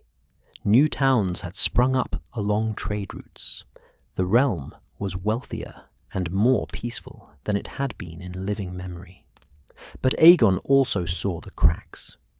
In some regions, old feuds simmered below the surface. The Brackens and Blackwoods of the Riverlands still hated each other. Border disputes erupted regularly. Some lords used the law to settle scores in ways that skirted rebellion without quite crossing the line. The king's peace held, but it required constant attention and occasional shows of force. When Aegon returned to King's Landing after a year on the road, he was exhausted but thoughtful. The progress had shown him both the strength and the fragility of what he had built.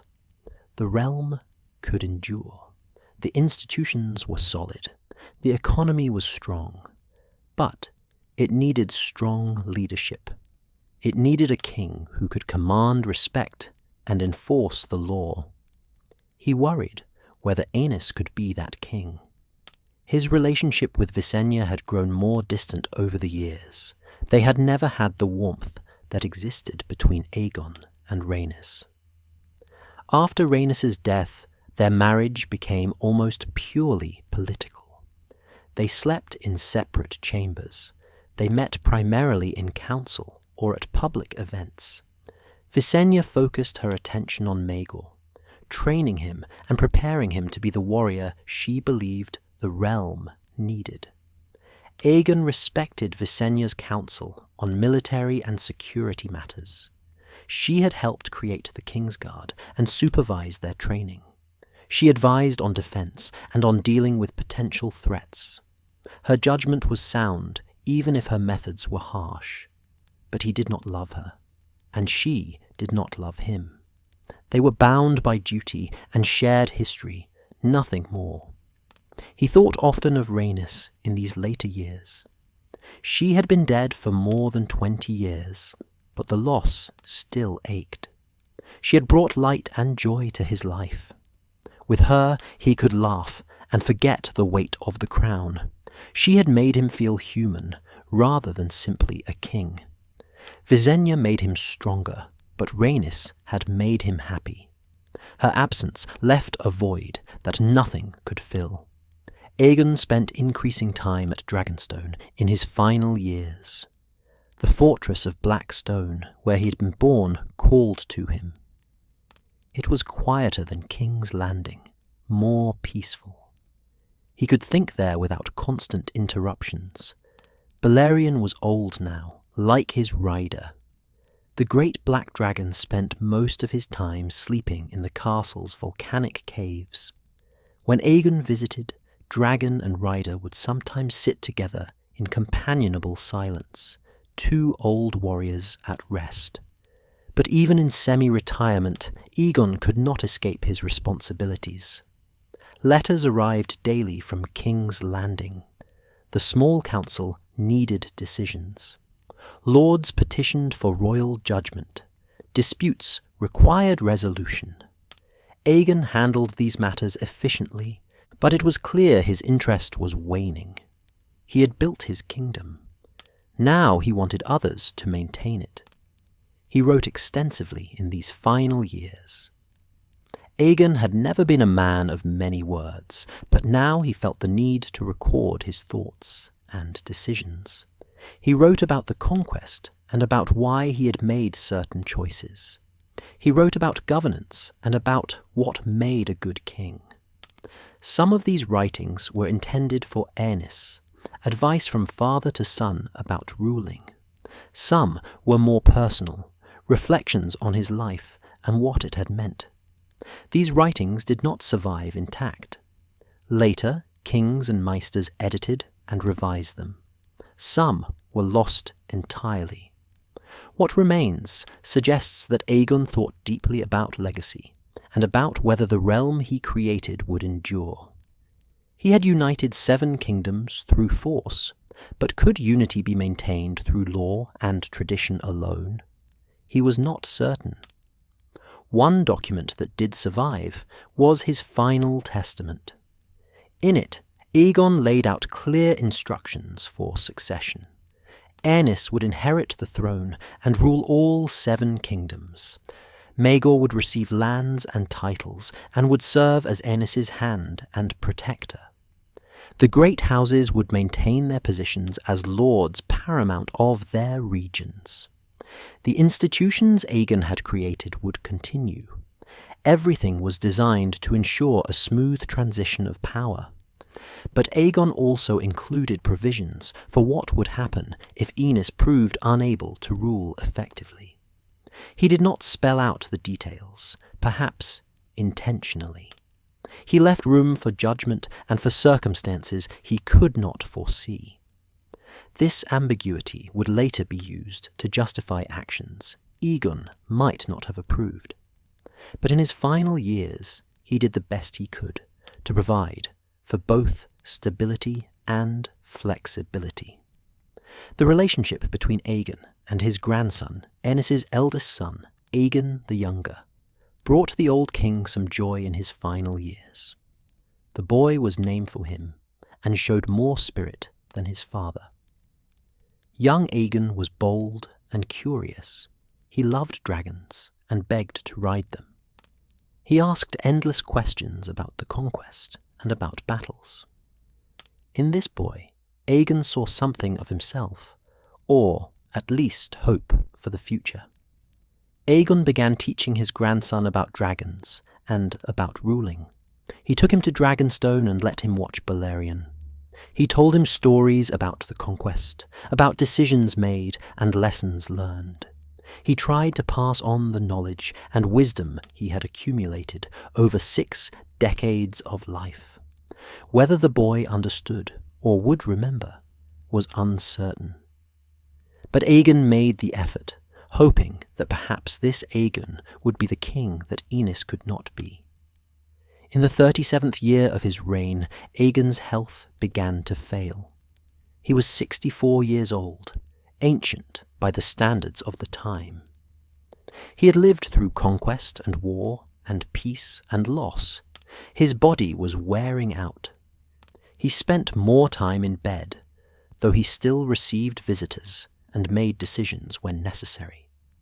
Maesters attended him constantly, but there was little they could do. Age was not an enemy that could be defeated with medicine. Visenya came to Dragonstone to be with him at the end. Whatever distance had grown between them over the years, they were still husband and wife. They had built a kingdom together. She sat with him and they talked about old times, about the Conquest and about Rhaenys and about their sons. It was the most warmth they had shared in decades. In the face of death, old grievances seemed less important. Aenys was summoned from King's Landing.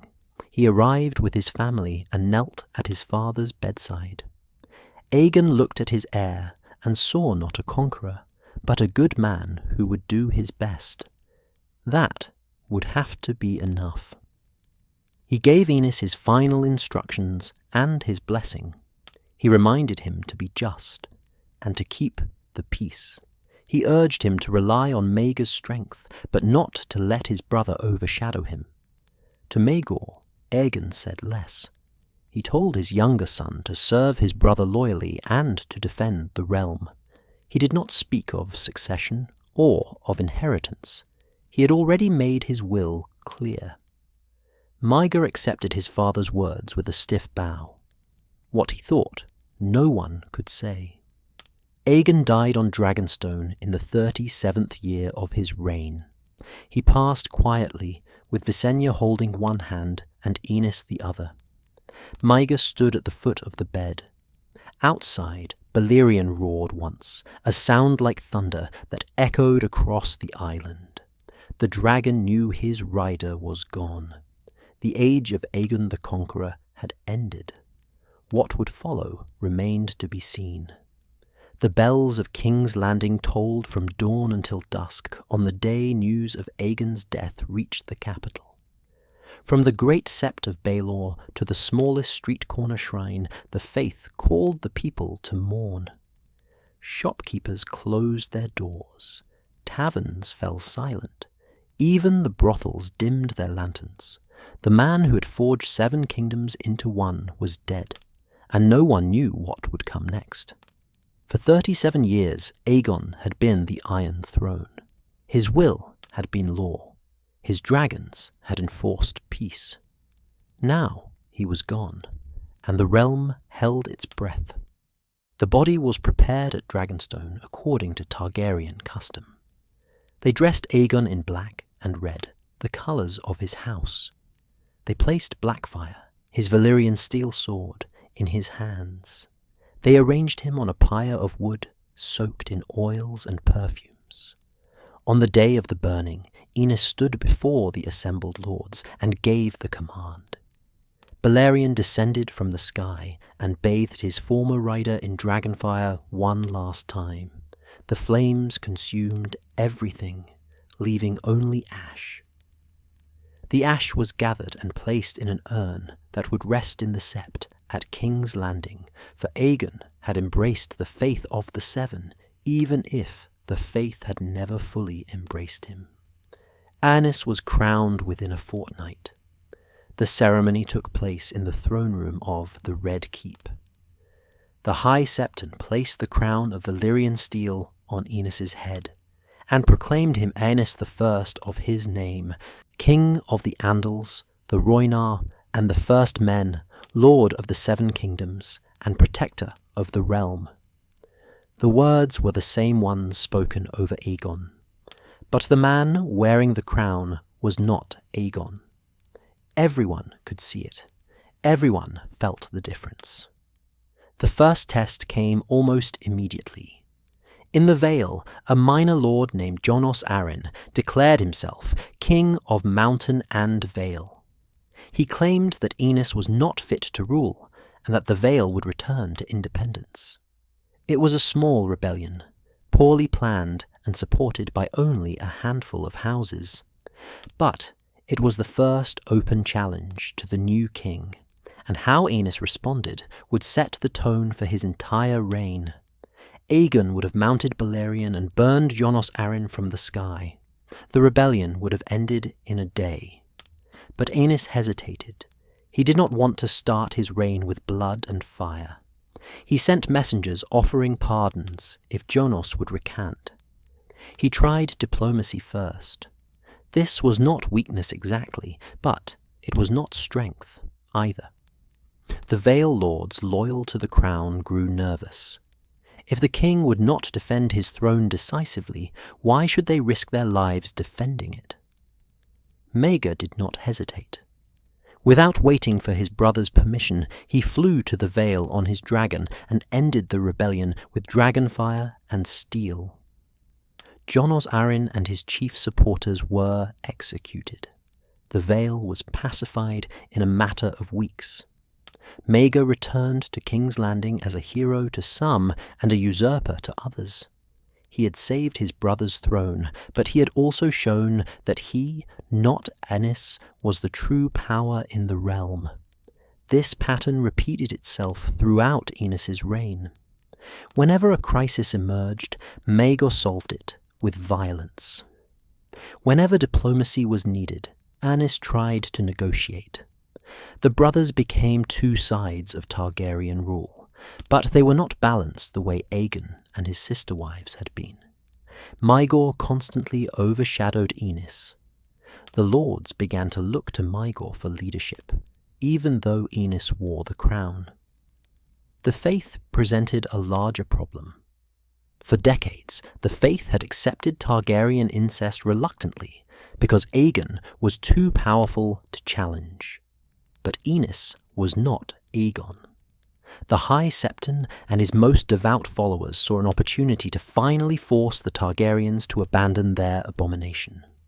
When Aenys married his daughter Rhaena to his son Aegon, following the Targaryen tradition of keeping the bloodline pure, the faith erupted in outrage. The High Septon denounced the marriage as sin and abomination. He declared Aenys's children bastards born of incest. He released the faithful from their oaths of loyalty to the Iron Throne. Most devastatingly, he called for the faith militant to rise and cleanse the realm of the incestuous dragon kings. Thousands answered the call. The warriors' sons and the poor fellows took up arms. Common septons preached rebellion in their septs. The faith, which Aegon had carefully managed through a combination of respect and implied threat, now openly rebelled against his son. The faith-militant uprising consumed Ennis's brief reign. He tried to negotiate with the faith. He offered compromises. He pleaded for understanding. None of it worked. The faith wanted the Targaryens to abandon incestuous marriage entirely, and Aenys could not agree to that without betraying everything his house stood for. The rebellion spread across the realm. Hundreds died in riots and battles. The king's peace shattered. Aenys fell ill under the stress. He had never been robust, and the weight of rebellion broke him. He retreated to Dragonstone and died there after ruling for only 5 years. Some said he died of a broken heart. Others whispered that Visenya poisoned him to clear the way for Maegor. The truth died with them, but the result was clear. Aenys the Gentle was dead, and the succession was suddenly in question. Aenys had sons. By law and tradition, his eldest son Aegon should have inherited. But Aegon was young and untested. Maegor was a warrior in his prime, the strongest man in the realm. He had dragons and armies, and the will to use both. When news of Aenys's death reached him, Maegor did not wait for the lords to decide. He flew to Dragonstone, claimed the throne, and declared himself king. What followed was 6 years of brutal civil war. Maegor crushed the faith militant with savage efficiency. He burned septs and executed septons. He tortured and killed thousands. He broke the faith's military power completely and forever. The warriors' sons and poor fellows were disbanded. The faith agreed never to take up arms again. Maegor won, but the cost was enormous. The realm bled. The small folk suffered. The king's peace became a distant memory. Maegor also fought against Aenys's surviving children and their supporters. These wars were vicious and personal. Family killed family. Dragons fought dragons for the first time since the doom of Valyria. The realm split between those who supported Maegor's strength and those who supported the rightful line of succession through Aenys's children. It was exactly the succession crisis Aegon had feared and tried to prevent. Maegor ruled for 6 years before dying under mysterious circumstances. He was found dead on the Iron Throne, impaled on its swords. No one knew how he died. Some said the throne itself killed him as punishment for usurping it. Others claimed assassination by those loyal to Aenys's line. The truth was never discovered. What mattered was that Maegor was dead, and his line ended with him. Jaehaerys, Aenys's youngest son, inherited the throne. He was only 14 years old, but he proved to be everything his father was not. Strong, decisive, wise beyond his years, Jaehaerys would rule for 55 years and become known as the Conciliator and the Old King. He made peace with the faith. He codified the laws Aegon had begun. He completed the King's Road and other infrastructure projects. He brought the realm to heights of prosperity and peace it had never known. In many ways, he fulfilled the promise of Aegon's vision more completely than Aegon himself had. But Jaehaerys' success came only after decades of civil war and suffering. The transition from Aegon to stable Targaryen rule was bloody and terrible. Thousands died. The realm was devastated. The unity Aegon had forged nearly shattered. Only luck and Jaehaerys' exceptional abilities saved it. Looking back from the perspective of history, we can assess Aegon's legacy and the kingdom he left behind. His greatest achievement was obvious. He united 7 independent kingdoms into one realm. This was unprecedented in Westerosi history. For thousands of years, the kingdoms had fought each other endlessly. Aegon ended that. He created a unified Westeros where people could trade and travel without crossing hostile borders. The economic and social benefits were enormous. the King's Peace, even though it was temporarily broken after Aegon's death, became the new normal. Once Jaehaerys restored order, the idea of independent kingdoms warring with each other seemed archaic. Generations grew up assuming the Seven Kingdoms were meant to be united. Aegon had changed the fundamental political structure of Westeros forever. The institutions Aegon created outlasted him by centuries. The Iron Throne remained the symbol of royal power. The small council governed the realm through conquest, rebellion, incompetence, and brilliance. The system was flexible enough to survive weak kings and strong kings alike. The king's law, refined by later rulers, provided a foundation for justice across diverse regions.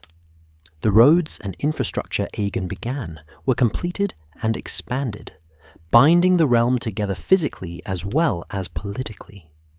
House Targaryen ruled for nearly 300 years based on the foundation Aegon built. 15 kings and queens sat the Iron Throne he forged. Some were brilliant, some were mad, some were mediocre. But the dynasty endured far longer than most. Aegon's conquest gave his house a legitimacy and power base that sustained them through crises that would have destroyed lesser houses. The dragons were Aegon's ultimate weapon, but also his legacy's greatest weakness. Targaryen power rested on dragons. As long as they had dragons, no one could seriously challenge them, but dragons were mortal and could die. During the Dance of the Dragons, a civil war between rival Targaryen claimants roughly 150 years after Aegon's conquest, most of the dragons died. After that, the Targaryens were just another house, albeit one with a lot of prestige and history. Without dragons, they were vulnerable. When Robert's rebellion came nearly 300 years after the conquest, the Targaryens fell. This raises the question of whether Aegon's conquest was truly stable or simply held together by dragon fear. The answer is complex. The dragons were essential to the initial conquest and to maintaining order in the early decades. But by the time the dragons died out, the realm had been unified for over a century and a half. The institutions were mature. The economic integration was complete.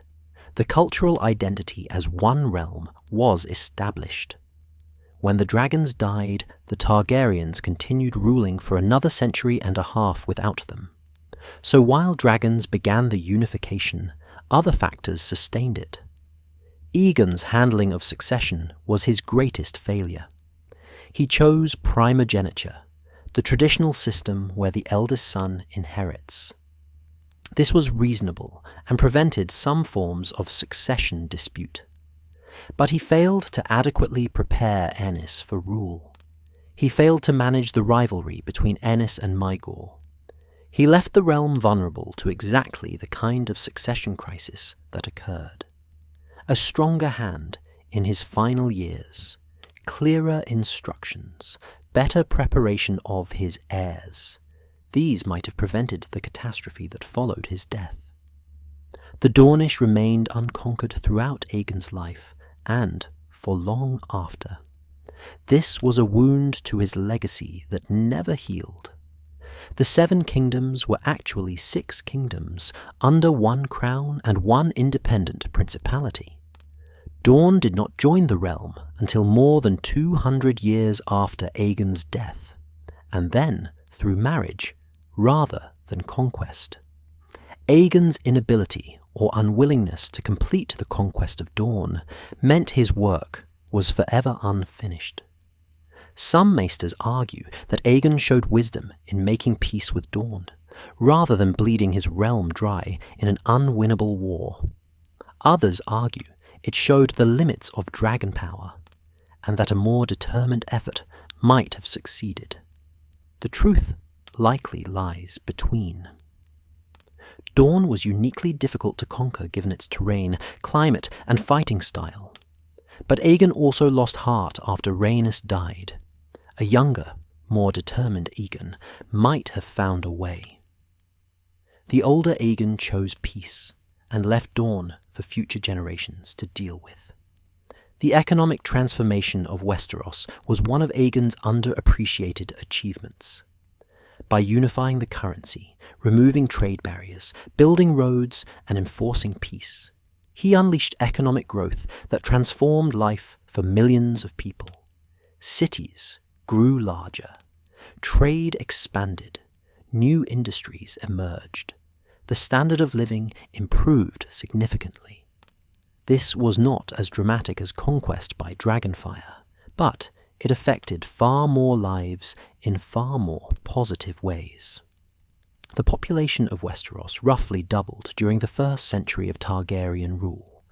This was directly attributable to the end of constant warfare. More children survived to adulthood. More farmers lived to bring in their harvests. Families could grow without being devastated by war every generation. This demographic boom strengthened the realm economically and militarily, though it also created pressure for expansion that would later cause problems. Aegon's personal character shaped his legacy in important ways. He was not a tyrant or a madman. He was not cruel for cruelty's sake. He burned those who opposed him because he believed unity required it, not because he enjoyed destruction. Once regions submitted, he governed them fairly. He listened to counsel. He built institutions rather than simply ruling by personal whim. These qualities meant that Targaryen rule, while founded on conquest, was not purely oppressive. At the same time, Aegon was willing to use horrifying violence when he deemed it necessary. The burning of Harrenhal killed thousands. The Field of Fire was one of the deadliest battles in Westerosi history. The dragon's wrath against Dorne was pure vengeance that killed countless innocents. Aegon could be merciful, but he could also be ruthless. This duality defined his reign and his legacy. The question of Aegon's motivations has fascinated historians for centuries. Why did he conquer Westeros? The official explanation was that he sought to end the constant warfare and bring peace and unity. Some accounts suggest he had a prophetic vision of threats from the far north that could only be defeated by a united realm. This theory points to the others and the Long Night, suggesting Aegon knew something about the ancient threat beyond the wall and conquered Westeros to prepare for its return. Other historians take a more cynical view. Aegon was the last Dragon Lord, exiled on a small island while the great houses of Westeros controlled vast kingdoms. Perhaps he simply wanted power and territory. Perhaps the conquest was nothing more than naked ambition dressed up in noble rhetoric. Perhaps the prophecy, if it existed at all, was simply justification for what he wanted to do anyway. The truth is probably more complex than either extreme. Aegon was undoubtedly ambitious and desired power, but he also seemed genuinely committed to creating a lasting peace and a functional government. He could have ruled as a pure tyrant, taking whatever he wanted and crushing anyone who displeased him. Instead, he built institutions and systems designed to outlast him. This suggests his motivations included genuine idealism, along with personal ambition. The fan theories about Aegon's reign are numerous and varied. Some focus on the mystery of what Princess Daria showed or told him that ended the Dornish War. The most popular theory suggests she revealed that Rhaenys had been held captive and tortured for years before being killed, and that continuing the war would only create more such suffering. Another theory claims Daria threatened to unleash plagues or poisons that would devastate the realm. A darker theory suggests she showed evidence that Rhaenys had betrayed Aegon in some way, poisoning his love for her memory. Another set of theories concerns Aegon's relationship with his sisters, and which one he truly loved. Most historians agree he loved Rhaenys more than Visenya, but some argue the evidence is ambiguous. They point to Visenya's continued influence, and to Aegon's reliance on her counsel even after Rhaenys died. Perhaps they argue Aegon simply appreciated different things in each sister and loved them both in different ways. Or perhaps he loved neither romantically, and the marriages were purely political and dynastic. The theory that Aegon knew about the threat of the others and conquered Westeros to prepare for their return has gained significant support among some students of history. They point to the extensive defences at the Wall and Targaryen support for the Night's Watch. They note that unifying the kingdoms would make it possible to mount a coordinated defence against a threat from the far north. They suggest the prophecy was real, and Aegon took it seriously. However, critics note that there is no definitive proof of this. The theory rests on speculation and interpretation of ambiguous evidence.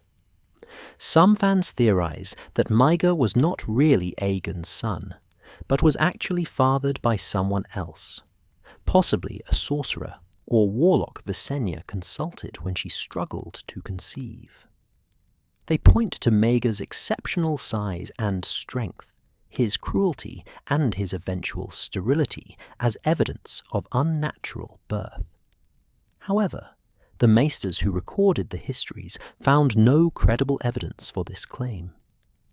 Maega was almost certainly Aegon's true-born son, just very different from his father in temperament. The death of Rhaenys at Hellholt remains one of the great mysteries. What exactly happened? How did the Dornish manage to kill a dragon and its rider? Some theories suggest betrayal by someone in Rhaenys' own camp who signalled her position to the Scorpion crews. Others propose that the Dornish had obtained poison or sorcery that weakened Meraxes. Still others argue it was simply a lucky shot at exactly the right moment. Without definitive evidence, all we can say is that Rhaenys died and the dragon fell, changing the course of history. There are even theories about how Aegon really died. The official account says he died of natural causes, his body simply giving out from age. But some whisper that Visenya poisoned him to ensure the succession would be contested, giving Morgott a chance to seize power. Others suggest Aegon was assassinated by Dornish agents seeking revenge decades after the dragon's wrath.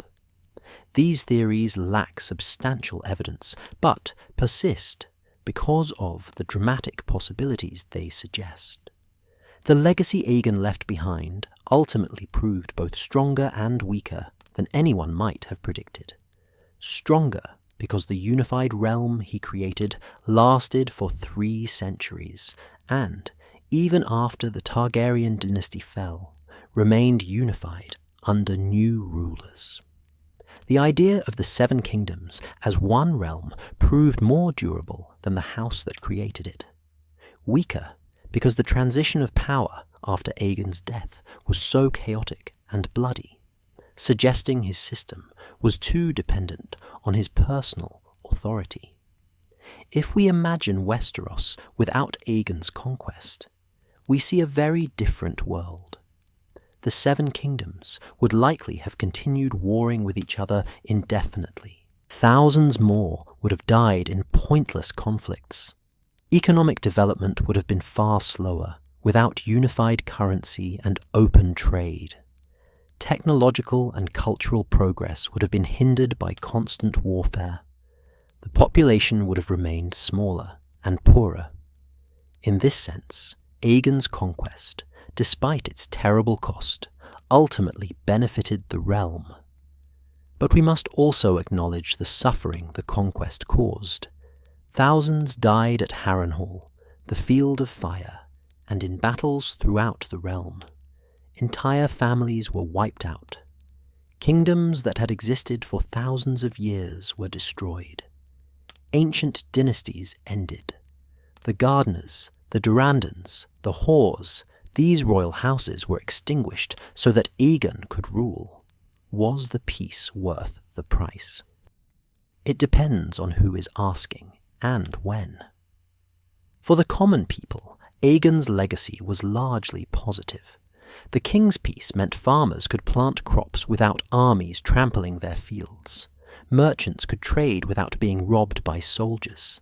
Families could grow without losing sons to endless wars. Life was still hard. Medieval life was always hard, but it was less violent and more predictable. This mattered enormously to ordinary people whose lives had been shaped by centuries of warfare. For the great houses, the ledger was more mixed. Houses that backed Aegon early, like the Tullys and Baratheons, rose to unprecedented power. Houses that resisted and survived, like the Lannisters and Arryns, kept their status but lost their independence. Houses that fought to the end, like the Gardeners, were destroyed entirely. The feudal hierarchy was preserved, but reorganized under Targaryen supremacy. Lords remained lords, but they now answered to a higher authority. The greatest question about Aegon's legacy remains unanswered. Was he a conqueror who brought necessary unity to a fractured land, or was he a tyrant who destroyed ancient kingdoms to satisfy his own ambition? The answer is probably both. He was ambitious and wanted power. But he also built something that lasted and that brought real benefits to millions of people. History is not simple, and neither was Aegon the Conqueror. 300 years after his death, when the Targaryen dynasty finally fell, people throughout Westeros still invoked Aegon's name. They remembered his conquest. They remembered the dragons. They remembered the unified realm he created. Whether they blessed his memory or cursed it depended on their perspective. But no one could deny that Aegon Targaryen had changed the world forever. He had forged 7 kingdoms into one through fire and blood, and though his house eventually fell, his creation endured. In the end, perhaps that is the truest measure of Aegon's legacy. The realm he built outlasted the dynasty that built it. The institutions he created evolved, but survived. The peace he imposed became the foundation for civilization to flourish. He was not perfect. He made terrible mistakes and caused immense suffering. But he also accomplished something no one before him had achieved, and no one after him could match. He was Aegon the Conqueror, and Westeros would never be the same. So ends the story of Aegon the Conqueror and the unified Westeros he left behind. From a lonely fortress on Dragonstone to the Iron Throne that ruled a continent, Aegon's journey transformed the very fabric of the 7 kingdoms. He arrived with 3 dragons and a vision that seemed impossible. He departed having created a realm that would endure for centuries, outliving even the dragons that forged it. We have walked through the halls of Dragonstone, where a young dragonlord dreamed of unity. We stood on the Field of Fire, where kingdoms burned and were reborn. We watched as the Iron Throne rose from the swords of defeated enemies, a monument to both conquest and consolidation. We witnessed the terrible cost of Dawn, where even dragonfire couldn't break the will of a desert people. We saw the patient work of building laws and roads and institutions that would bind a fractured land into one realm. And we stood at the end, watching an old king face his mortality and wonder if what he built would survive him. The answer as we have seen, was complicated. Aegon's immediate legacy was chaos and civil war. His sons tore the realm apart fighting over his crown. The faith rose in rebellion against the very customs that defined House Targaryen. The king's peace shattered in blood and dragonfire. For years, it seemed that everything Aegon had built would crumble back into 7 warring kingdoms. But beneath the surface chaos, the foundations held. The institutions Aegon created proved stronger than any single king. The economic ties he forged between regions couldn't be easily severed. The idea of a unified Westeros, once planted, grew roots too deep to tear out. When Jaehaerys the Conciliator finally restored order, he built on Aegon's foundation, not on something new. The dream of unity survived because Aegon had made it real, not just in conquest, but in law and custom and shared prosperity. The dragons that made the conquest possible eventually died out, victims of civil war and the dance of the dragons. But by then, the Targaryens had ruled for over a century and a half. The memory of dragonfire still inspired fear and respect. The absence of dragons weakened the dynasty, but did not immediately destroy it. They ruled for another century without their ultimate weapon, proof that Aegon had built something more lasting than dragon terror alone. When Robert's rebellion finally ended Targaryen rule nearly 300 years after Aegon's conquest, the victors didn't break apart the 7 kingdoms. They didn't restore the old, independent realms. Robert Baratheon sat on the Iron Throne Aegon had forged and ruled the unified realm Aegon had created. The system outlasted the dynasty. Aegon's true achievement was not making his house supreme, but making Westeros one. The questions we asked at the beginning remain worth considering. Was Aegon a liberator who ended centuries of pointless warfare? Or was he a conqueror who destroyed ancient kingdoms for his own glory? Did he rule with wisdom and restraint? Or did he enforce his will through terror and dragonfire? Was the unified realm he created worth the thousands who died to forge it? These questions have no simple answers because Aegon himself was not simple. He was capable of great mercy and terrible cruelty. He could listen to wise counsel and ignore it when his mind was set. He built lasting institutions, but failed to secure a peaceful succession. He united 6 kingdoms completely, but could never conquer the 7th. He loved deeply, but also married for dynasty and duty.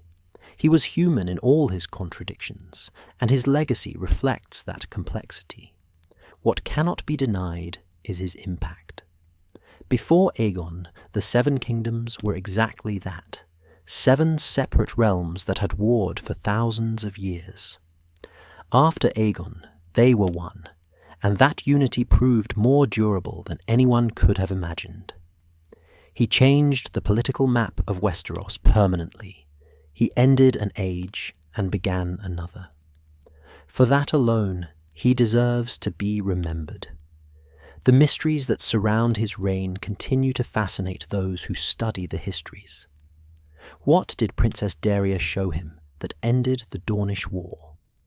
Did he truly have prophetic knowledge of threats from the far north? Which sister wife did he really love? Or did he love them both in different ways? How did he really die? These questions may never be answered definitively, but they keep his memory alive and his story relevant. The theories fans and meisters have debated for generations add layers to our understanding of Aegon's reign. Some see him as a prophetic figure, preparing the realm for existential threats. Others view him as simply an ambitious man with dragons and dreams of empire. Some read romance and tragedy into his relationships with Rhaenys and Visenya. Others see only political calculation. The truth, as always, probably contains elements of all these interpretations.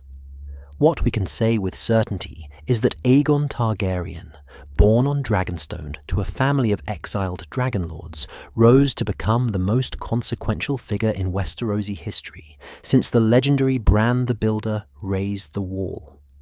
He took a world of endless warfare and gave it the possibility of lasting peace. He took 7 fractured kingdoms and forged them into one. He created a dynasty that ruled for 3 centuries and institutions that lasted even longer. His reign was not perfect. The conquest was brutal. The consolidation was harsh. The succession was mishandled. Dawn remained free. The faith was alienated. Mistakes were made that cost thousands of lives and caused decades of suffering. But measured against the scale of his achievement, these failures, while significant, do not erase the magnitude of what he accomplished. If you have listened to this entire journey through Aegon's life and legacy, you have walked with one of history's true giants. You have seen how one man, with vision, dragons, and determination, reshaped an entire continent. You have witnessed the birth of institutions and ideas that would echo through centuries. You have stood at the moments where history pivoted and the future was decided. Whether you see Aegon as hero or villain, liberator or tyrant, visionary or opportunist, likely depends on your own values and perspective. The beauty of history is that it can be examined from multiple angles, and each reveals something true. Aegon contains multitudes. His story can be read as triumph or tragedy, progress or conquest, necessary change or destructive ambition. What matters most is that you have engaged with this history deeply and thoughtfully. You have considered not just what happened, but why it happened, and what it meant.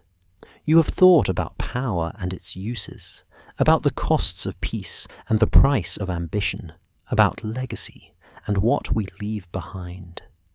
If you found this exploration of Aegon's conquest and consolidation compelling, if you discovered new perspectives on a familiar story, if you were moved or challenged or simply entertained by this journey through fire and blood, then consider sharing your thoughts in the comments below.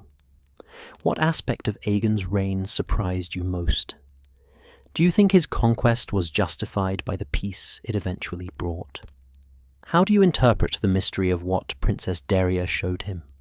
What theories about his reign do you find most convincing?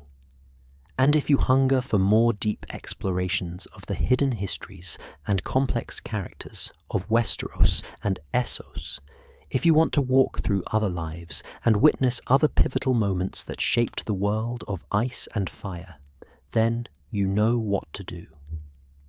Subscribe to this channel and join us as we continue to uncover the layers of George R.R. Martin's magnificent creation.